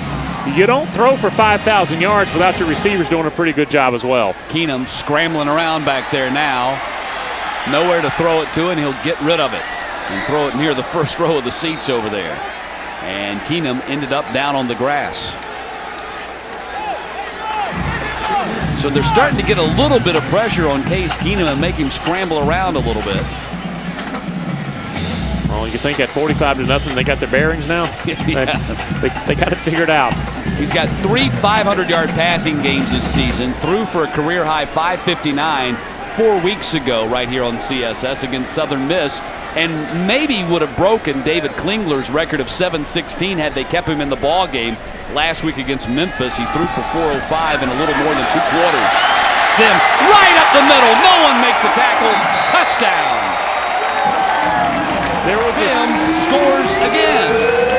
There was a stop and start on the 10-yard line, and Travis Bradshaw, who's having a great year, was just named Conference USA Defensive Player of the Week, was left on his knees. Just a perfect stop and start, little shake towards the near sideline, and then right back up the middle for Charles Sims. A great, great run that, again, left Travis Bradshaw wondering what happened. Hogan with the PAT. It is 52-0. The worst beatdown in this rivalry's history came on the night that Andre Ware won the Heisman Trophy, that it was announced that he won it. They beat Rice 64-0 that night. It's 52-0, Chuck, with 4.5 minutes left in the first half. And again, you think 52-0. Case Keenum is just rolling it up. And he's having a very good first quarter and a half of this game. But also the ground game, also defense with a pick 6, also the kickoff return by Tyron Carrier. It's been every phase of this game. Oh, and the defense is pitching a shutout, and there's poor Shasta doing the best he can. Now, you said that's not a very good form push-up. I'm telling you, the Cougars up to what, about 232 now? Give him a little bit of a break. Sims now has 10 touchdowns on the season, 2 of them coming in this ball game tonight on a 5-yard run, and that was an 18-yard run that you just witnessed, and it's 52-0, folks.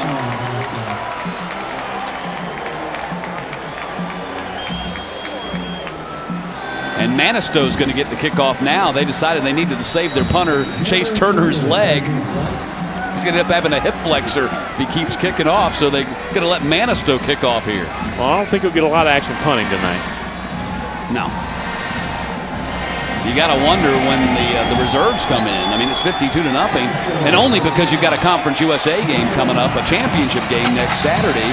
But at the same time, you know. Okay, but here's the kicker, Matt. Yeah. If Houston empties the benches, we've already mentioned this, there are so many seniors, so many upperclassmen that have lost their starting jobs. And we got an injured Rice Owl. Is that Turner? I believe that's Chase Turner. Slow to get up. So many upperclassmen on this Houston roster who have started before but are now watching a freshman or sophomore play. Yep. Okay, Kevin Sumlin, he does what most coaches do, and you go to the second, third, and fourth string players. A lot of them are older kids who have already started before. Yeah, absolutely. And, you know, and Sumlin this week quick to praise and point out those seniors that you're talking about, guys like Monroe and Rodriguez, Steele, who is a junior, Mercer, who plays, you know, he's a backup safety but plays on special teams. Great job of becoming role players, embracing what they've done here in the program. Tough for an upperclassman to watch as a freshman and sophomore comes in and takes your job. You could sulk and say, you know what, enough of this. But what they've done is they've embraced their role, and it's made the Houston Cougars that much more potent. And he mentioned Tim Mercer in particular, talking to a reporter, and he said, oh, I am a starter. I start on special teams. I'm taking a lot of pride in that. Panuzzi's back in there at quarterback. And they run the ball up the middle. That was Tyler Smith on the carry for the Rice Owls. You know, David Bailiff and Kevin Sumlin are very good friends. We'll see if their friendship can withstand a 52-0 beatdown. They live in the same neighborhood. Exactly. It better. Yeah, they've been good friends since Sumlin was at Purdue and Bailiff was the defensive coordinator at TCU. They used to get on the phone and talk about the games that they just played and rehash every play. And Kevin Sumlin says he roots for the Rice Owls and David Bailiff 51 weeks out of the year. That's odd when you talk about a big rivalry. You don't think that Nick Saban would say, I root for Auburn 51 weeks out of the year, except for the week they play Alabama. But that's the way Sumlin and Bailiff look at this rivalry. It's 52-0 right now. There's probably not a whole lot of love lost right now. And again, the most played series in the history of Houston Cougar football. Houston certainly on their way to avenging last year's loss. Well, a year ago, the Rice Owls had Chase Clement at quarterback. They had James Casey, who had the tremendous game. He's now at the Houston Texans. And Fanuzzi goes down. There's the quarterback sack. Cavness getting the QBS. That's just good pursuit down the line of scrimmage. I don't know if that was actually going to be a pass because it looked like both the receivers were locked up blocking there. I think that was just supposed to be a fake and then a quarterback run. Come on, don't take the sack away from the kid. What happened behind the line of scrimmage? It's a sack. Doesn't matter what I think about it. So 3rd down and 14.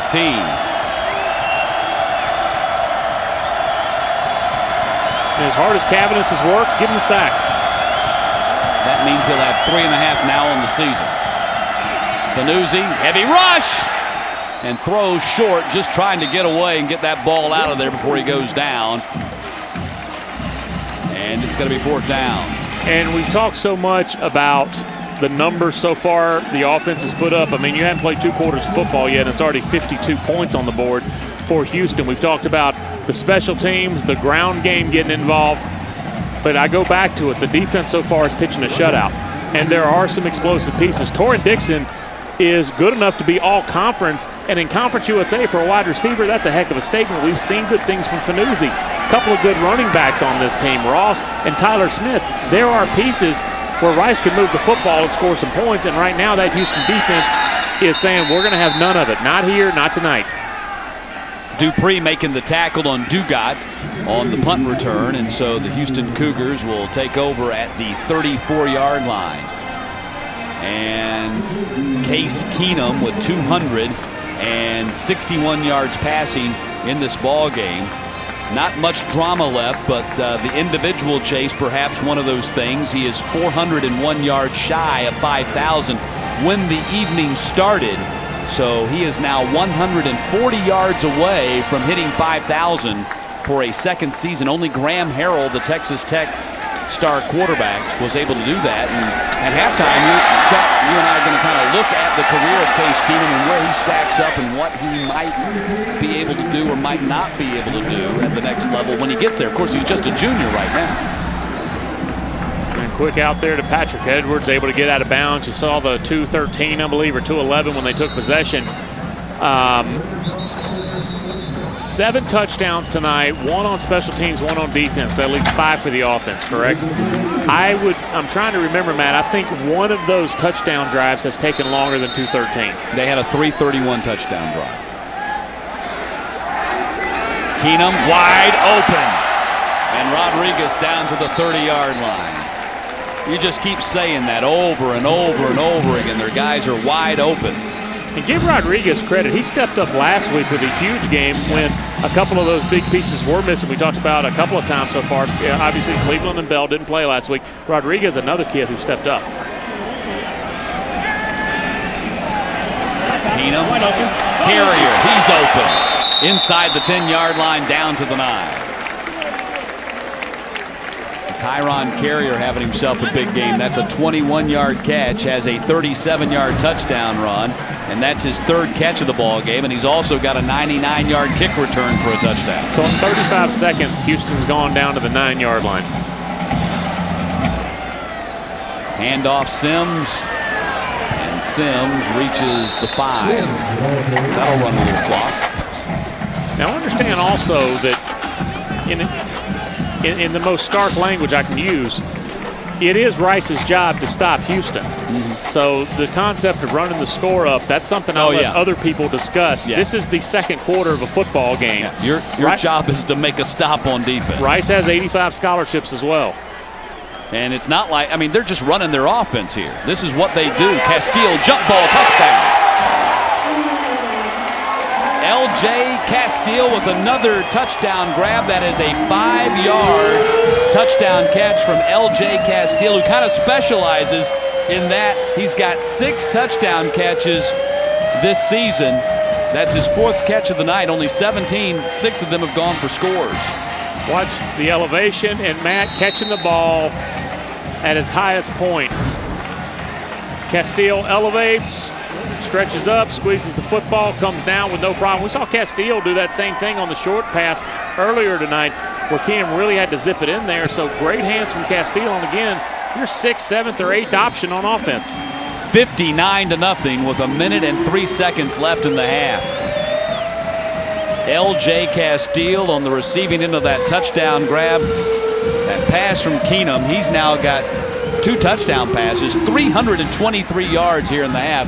And if you want to do the quick math, that means he's on pace for over 600 yards and would break the record he set here on CSS 4 weeks ago of 559. Now, I'm guessing that we will see Case Keenum, and this is just a guess because this may not even be true tonight, but we will probably see him for the first possession of the second half. The reason I say that is because most times, Matt, you want your starters to go through the same halftime experience regardless of what the score is, regardless of who the opponent is. And I'm talking about the starters coming in, sitting down, getting the instruction on that whiteboard from the assistant coaches, and then coming back out and playing the beginning of the second half. After that first possession, you start emptying the benches. But because you want the halftime experience to be just like it always is, normally your starters will stay in the game through that first possession of the third quarter. Well, and he'll come out for that next possession in the first quarter. He'll have a shot to get that 5,000 yards for the season wrapped up at that point. Ball taken at the goal line. Still on his feet. Nice return up to the 30-yard line. And Benisto went for a little bit of a ride there, didn't he? Yes, he did. Kind of forced the action back towards the inside and then got in amongst this pile of humanity down on the 30-yard line. And Fanuzzi will come out to run the offense from the 30-yard line. Honestly, you've got to take shots here. 55 seconds left. You can't be the team running the clock out just desperate to get to halftime here. You've got to take your shots too. Well, they hand off to Tyler Smith, and Tyler Smith picks up about 14, 15 yards up to the 45-yard line.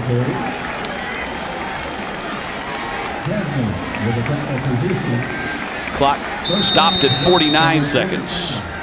Tough part here for Rice also, you have so many seniors who realized several weeks ago that there probably wasn't going to be another bowl game this year. This is their final game, and when you're a senior, especially the guys who are only part-time players, you're out there scratching and trying to get in one more tackle, trying to gain one more yard, because for most of you, especially, and I'll be honest, especially if you go to Rice, you have career aspirations that don't involve playing football. And so this is probably the last time you'll ever play any sort of organized sports like this. Looks like they'll run one more play here in the half. And it'll go to Tyler Smith, and Tyler Smith will get knocked down immediately. McGraw in there on the tackle along with David Hunter, and that's going to be the end of the first half. 24 points for the Houston Cougars in the first quarter, and then 35 points in the second quarter, and it's 59-0 as the teams trot to the locker room. Wow. I think it's safe to say Houston has clinched the Western Division Championship. Yeah, June Jones can turn the channel now. He doesn't have to keep watching, you'd think.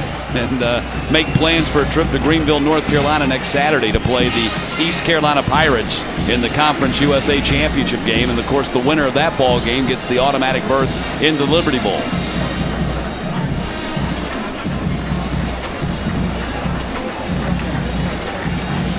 $59-0 after 30 minutes of football here at Robertson Stadium, and we're now joined down on the field by Kevin Sumlin. And Kevin, wow, what a first half by your ball club, offensively and defensively, and it all got started with Carrier's 99-yard kick return. Yeah, you know, he's an explosive player, and we try to get him the ball every way we can, and he's definitely a threat whenever he touches it, and he's doing a great job for us. Coach, I know the respect you have for Coach Bailiff. Obviously, y'all's friendship goes way back, but I'm just going to ask you here, Case Keenum's about 70 yards away from becoming only the second quarterback to ever have consecutive 5,000-yard seasons. How much are we going to see of him in the second half? Well, I don't know. You know, we'll get in here and talk about it. You know, I haven't even looked at that kind of stuff. We're just, you know, obviously we got a halftime, and we got to figure out how to keep our intensity level up when we come out in the second half. All right, Kevin, thank you. You bet. All right, Kevin Sumlin's team 59-0 the lead on the Rice Owls And I think they'll be taking home that Bayou Bucket trophy at the end of the night. Halftime coming up from Robertson Stadium in just a moment.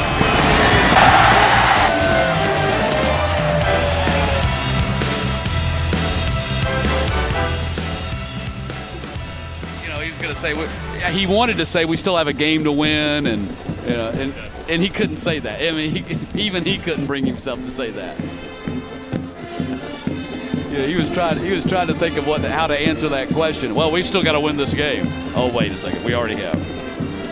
We got to make halftime adjustment. No, we don't. No. But you got to figure it out, Coach. Yeah. Okay. Yeah. Well, we've got to get in and find out what's working. It's all working.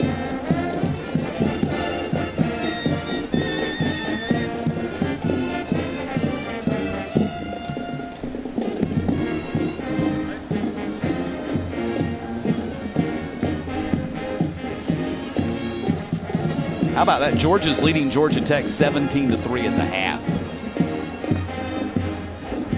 Got athletes over there. Yeah, Chuck, you can hop in here because we got time to kill. Okay. Last year. Just raise your hand when you want to say something. At halftime of a Colts game, they're walking off the field, and Jim Caldwell was the quarterback's coach. Peyton Manning, they're going to the locker room. Caldwell said, he looks at me and says, Coach, what do I need to work on? He says, well, you're 18 for 18. So, what do you want me to tell you, Peyton? Yeah, exactly. You're 18 for 18 right now.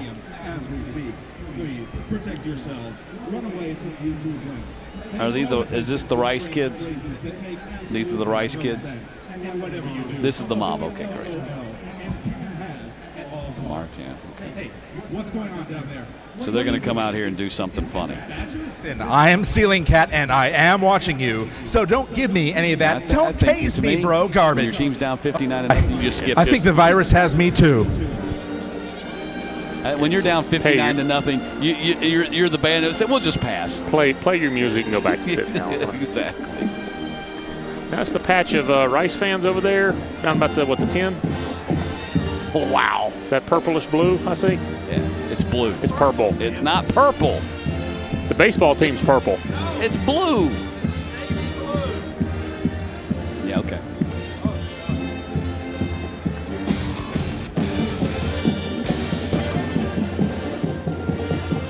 Welcome back. It is halftime here at Robertson Stadium, and yes, that score is correct. Houston is leading Rice 59-0 here in the Battle of the Bayou Bucket. Let's check out the top 25 scoreboard. We got a lot of scores to hit here.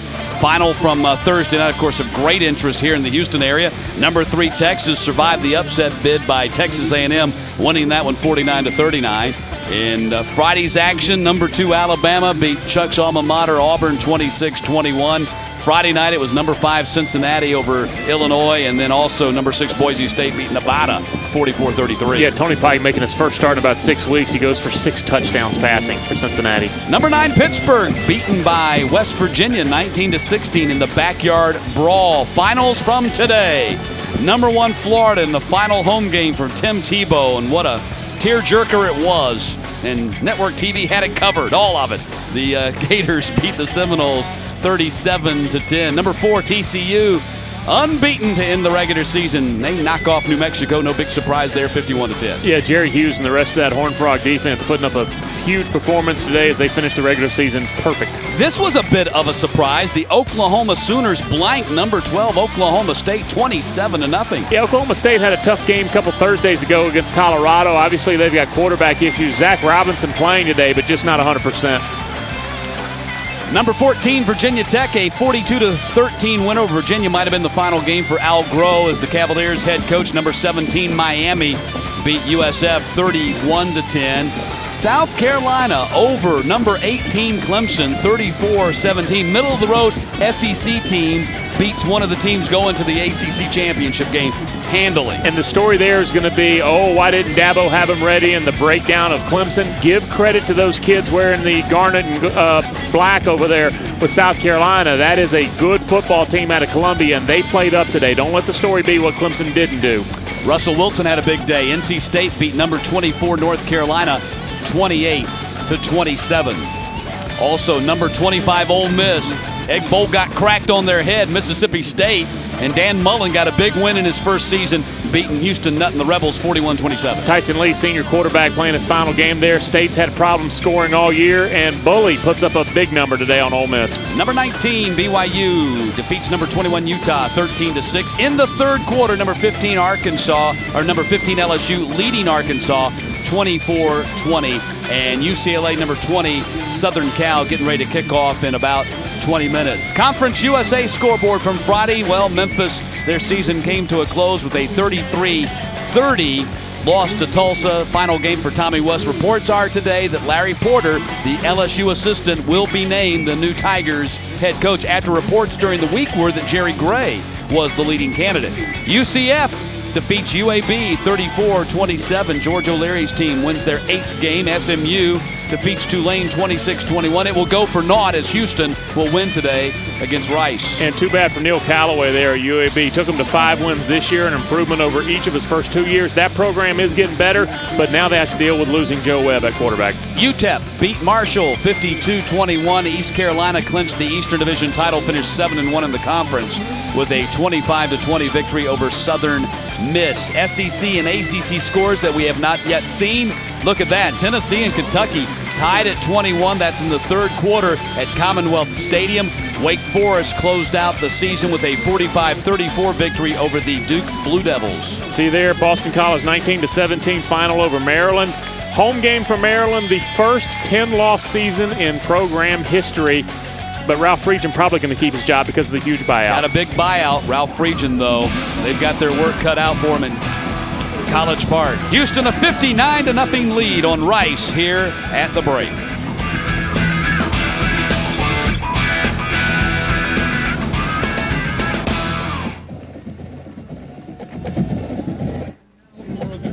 Discussion. Oh, on camera? Yeah. Yep. Here, we'll see a package. Okay. Headsets be fine.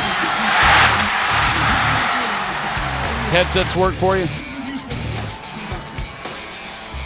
You know what? We didn't see a Georgia Tech score. Did we? No. We didn't see the Georgia Tech score. It wasn't in there. No, it wasn't in there. No, we don't want to remind people that it's on TV. So we can keep.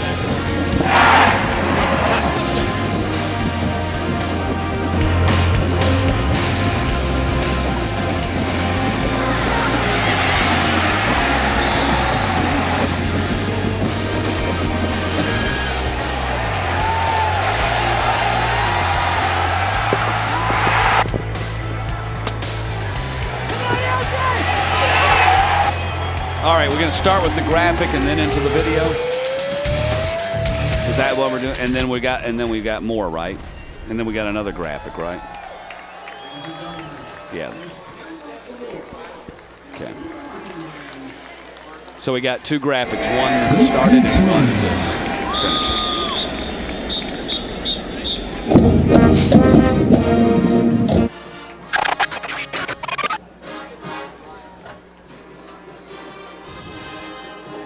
I think you're sitting on my cord.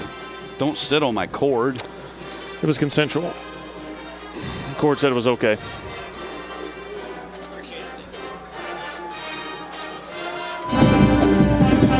You don't hear Chicago very often. It's a big band out there. Whoa, whoa! Whoa, whoa! The trombone player, James Pankow, I taught his niece.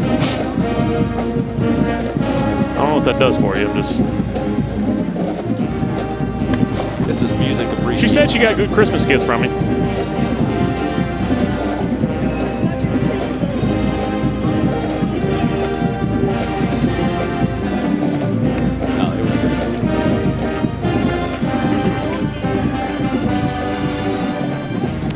Welcome back to Robertson Stadium. The Houston Cougars 59-0 on the Rice Owls here in the Battle of the Bayou Bucket, the Western Division title to be decided tonight by the outcome of this ball game. And I think it's safe to say that the Houston Cougars are going to be the Western Division champions and play East Carolina in the Conference USA Championship game next Saturday in Greenville, North Carolina. Matt Stewart joined by Chuck Oliver. The other big question here tonight, at least, and you asked Coach Kevin Sumlin about that, is will we see enough of Case Keenum in the second half for him to hit 5,000 yards for a second consecutive season and tie Graham Harrell as the only quarterbacks to do that twice in their career? As we take a look at the accomplishments of Case Keenum in his 3 seasons, 07 Conference USA Freshman of the Year, 08 Conference USA Player of the Year, 09 the Conference USA Preseason Player of the Year, soon to be added the Player of the Year in 2009, Manning Award watch list. He's an O'Brien Award finalist along with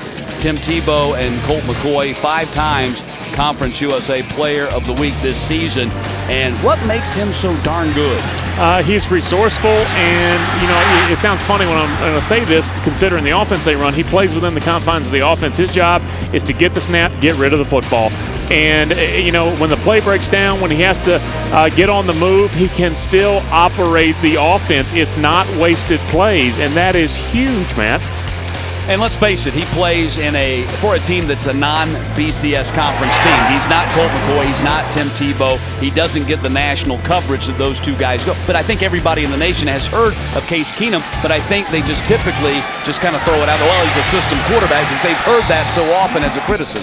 But they've done it against the highest level of competition. We've talked about the non-conference schedule. They win all 3 of their games against the BCS conference teams they played this year: Texas Tech, Oklahoma State, Mississippi State.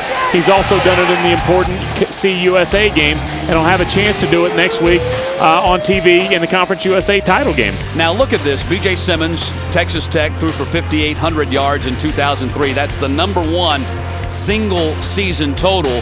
Graham Harrell, who we've talked about, Texas Tech as well, 5,700 yards. Colt Brennan, Ty Detmer, David Klingler, Graham Harrell again, Paul Smith, Case Keenum, Cliff Kingsbury, who's actually a quality control coach on this Houston staff. Yeah, we talked. I saw him down on the field before the game. And you see he's at 49.22. He needs to average 4.12 to break the record, and it looks like he's going to get that. He's got 3.23 here in the first half. Let me ask you this. All those names on that, none of those guys were big-time NFL quarterbacks. Will Case Keenum be any different when he gets to the National Football League? He could be, because he does have the size. He's about 6'2", 210, and he's still growing a little bit. He can get bigger. And if he could just practice a little bit under center, because when you get to Sundays, that's what you have to do. I'll give you a quick example. Alex Smith, who was a physical monster at Utah, undefeated season. He's 6'5", about 225, but he never operated under center. Matt, he graduated from Utah in 3 years. Alex Smith is an amazingly bright kid. He's been trying to learn how to play under center for 4 years and still hasn't been able to get it all down. It is a huge difference, and that's the one thing that Case Keenum and a lot of those quarterbacks you saw on that list have working against them, is they just haven't run the kind of offense that an NFL team wants them to run. Well, no reason to believe that Case Keenum won't be back for his senior season, and he most certainly will probably go down as the statistical leader of all quarterbacks ever in FBS if he puts together a senior season next year like he's put together the last 2 years. Yeah, you're talking about maybe 15,000 yards passing just in his final 3 seasons, plus what he did as a freshman. So, obviously he's putting up all the numbers, and when you hear people say, oh, he's a system quarterback, I think every quarterback is a system quarterback. Eric Crouch was a system quarterback. Jamel Holloway was as well, and so is Case Keenum. It just happens to be a different offense. Right now, Case Keenum and the Houston Cougars have a 59-0 lead at halftime. We'll continue from Robertson Stadium in just a moment.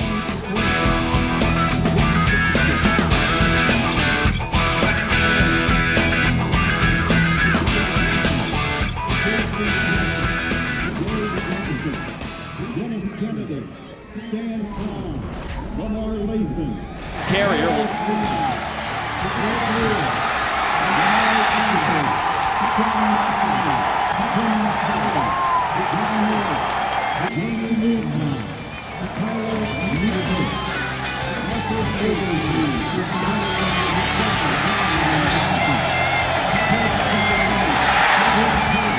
I called that thing almost too early. He bailed me out. And it wound up being true.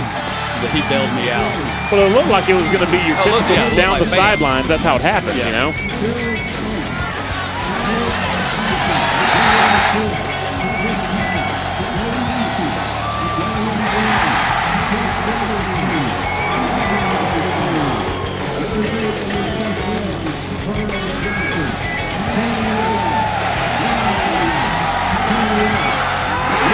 Chuck Witherspoon's down there? Chuck Witherspoon? The All-American running back from Run and Shoot days. I don't know what he's doing. I just called his name.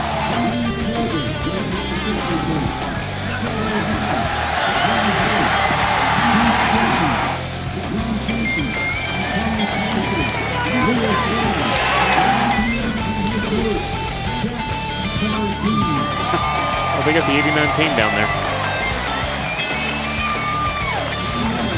I wonder if Andre Ware's down there. He had a game, though. He probably couldn't get back this quick. Unless he has a private Lamar jet. Lathan is down there? Yeah. But he was at, he was in Starkville. You can't get here from Starkville. You can't get from Starkville to here that quick. Unless you have a private jet. 19 coming back over 70 members strong. That's awesome.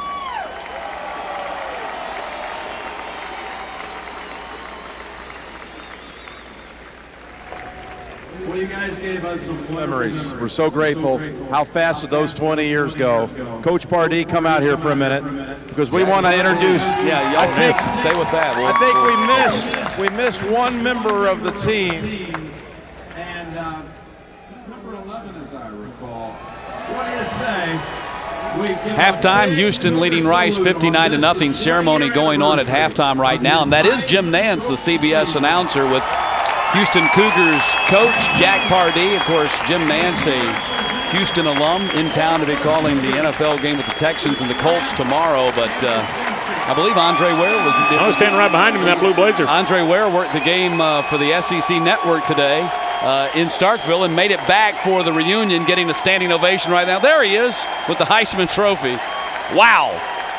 Great teams, 1989 undefeated with Jack Pardee, and I think that Kevin Sumlin, they're not going to go undefeated this year. I think Kevin Sumlin, with what he's got coming back next year, they got a chance to challenge that 1989 team as far as greatness. Yeah, with all the young talent they have, and we've talked about it in the first half, and even at quarterback with Case Keenum, when you get as advanced, as well-versed on offense, well, you're supposed to be a senior by this time, aren't you? Remember, he started as a true freshman and has done nothing but put up great numbers from day one. So he'll be back next year. You got two great running backs, a freshman and a sophomore, all those wide receivers that seem interchangeable anyway, and then all that talent on defense, Marcus McGraw and Isaiah Roberts. You just got a lot of great players over there on defense that will be coming back. And Kevin Sumlin, that seems to be the one question you would have to think. He may be the most likely big piece of this team that wouldn't come back if he were to get another offer. He could get some offers with the job that he's done here the last 2 years. Let's take a look back at the first half highlights, and it started with the opening kickoff. Tyron Carrier already with 2 kickoff returns for touchdown this season. 3 for his career, added another to his resume. Yeah, one man at the very beginning of that had a chance, and then Tyron Carrier cut it down the far sideline. Easy touchdown for number 35. And as we said at the time, he'll have a chance, if he sticks around all 4 years, he'll have a chance to break C.J. Spiller's record of 7. That was the touchdown run by Case Keenum. Then the pick 6 here by Brinkley. Took it back 45 yards. It was 21-0, and we had barely played 6 minutes. And not strictly because Case Keenum was just flinging the ball downfield. They were running the football, and there you see Charles Sims, the freshman replacement for the sophomore Bryce Bell. He gets into the end zone. 31-0 in the opening minute of the second quarter with that run right there. Interception by Jamal Robinson. He had 2 picks in the first half, and that led to this 39-yard touchdown pass from Case Keenum to Patrick Edwards. Jammer never knew he was behind him, and it was 38-0. Tyron Carrier got back in the highlight reel on this end around. And watch the block there by Johnson. Springs his teammate down the field. Doesn't take much of a crease for Carrier. 45-0 at that point. Charles Sims right up the middle. 18 yards on the run. 52-0. They were not done. Jump ball, L.J. Castile. 59-0 when the carnage was complete after 2 quarters. And again, if you are connected to the East Carolina Pirates in any way, it has got to be scary. And I'm talking hide under this table sort of scary if your task is to slow down this offense next week to try to win a conference title. First half stats, stupid stats as you like to say, 323 to 53 in the pass, 142-91 in the rush, 465 to 144 in the total, 21 to 5 in the first downs. Stupid stats, Chuck, stupid stats. And they didn't even get all the possessions that they might have gotten. Remember, one of their possessions was on the kickoff return, and then on the interception return, Rice got that football right back. So all those offensive numbers went up with Houston essentially missing 2 offensive possessions.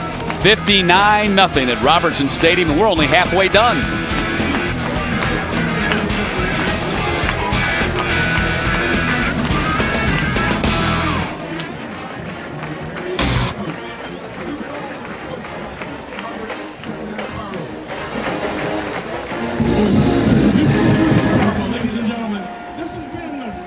I don't think so. Marching band.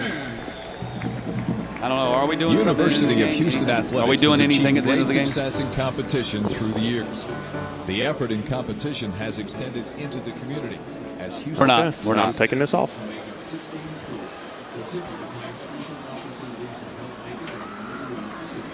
Thank you. Yeah.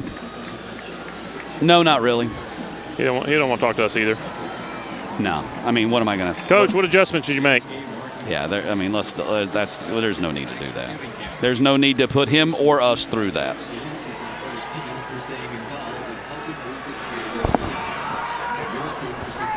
We're not going to do it, Coach. No interviews. Thank you.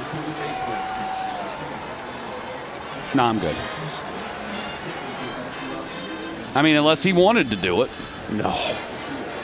Yeah, I mean, yeah. I mean, he wasn't disappointed that. No, I want to go on the record. It was my assistant coach's fault. Yeah, just if he asks, if anybody, if it comes up, just saying it was a timing thing. Oh, we got a Rice man sitting over here to our left. He'll rat us out.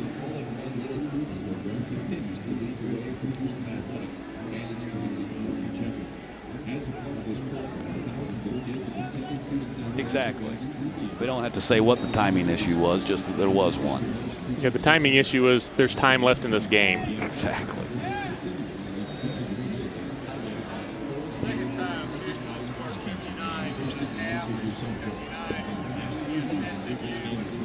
Oh, the freshman game.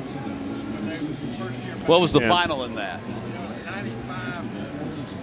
Yeah, 95-21. What was it that had? They scored 59 on the way to 95-21. And that was SMU's first year back from the death penalty? All right, we'll talk about it. I don't think we're going to have that. I don't think. It could, but... Oh, it could. I don't think we will. Here we go.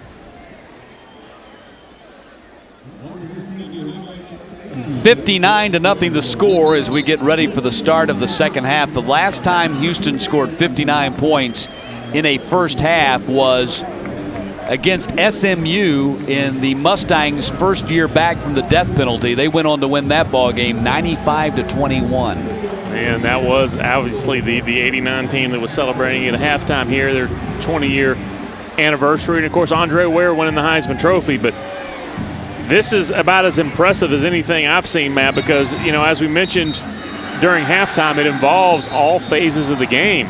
The defense is pitching a shutout right now, and you've scored on special teams as well. So, not to be overlooked, when you score 59 points, that means you're kicking off a lot. Rice has capable players on their kickoff return.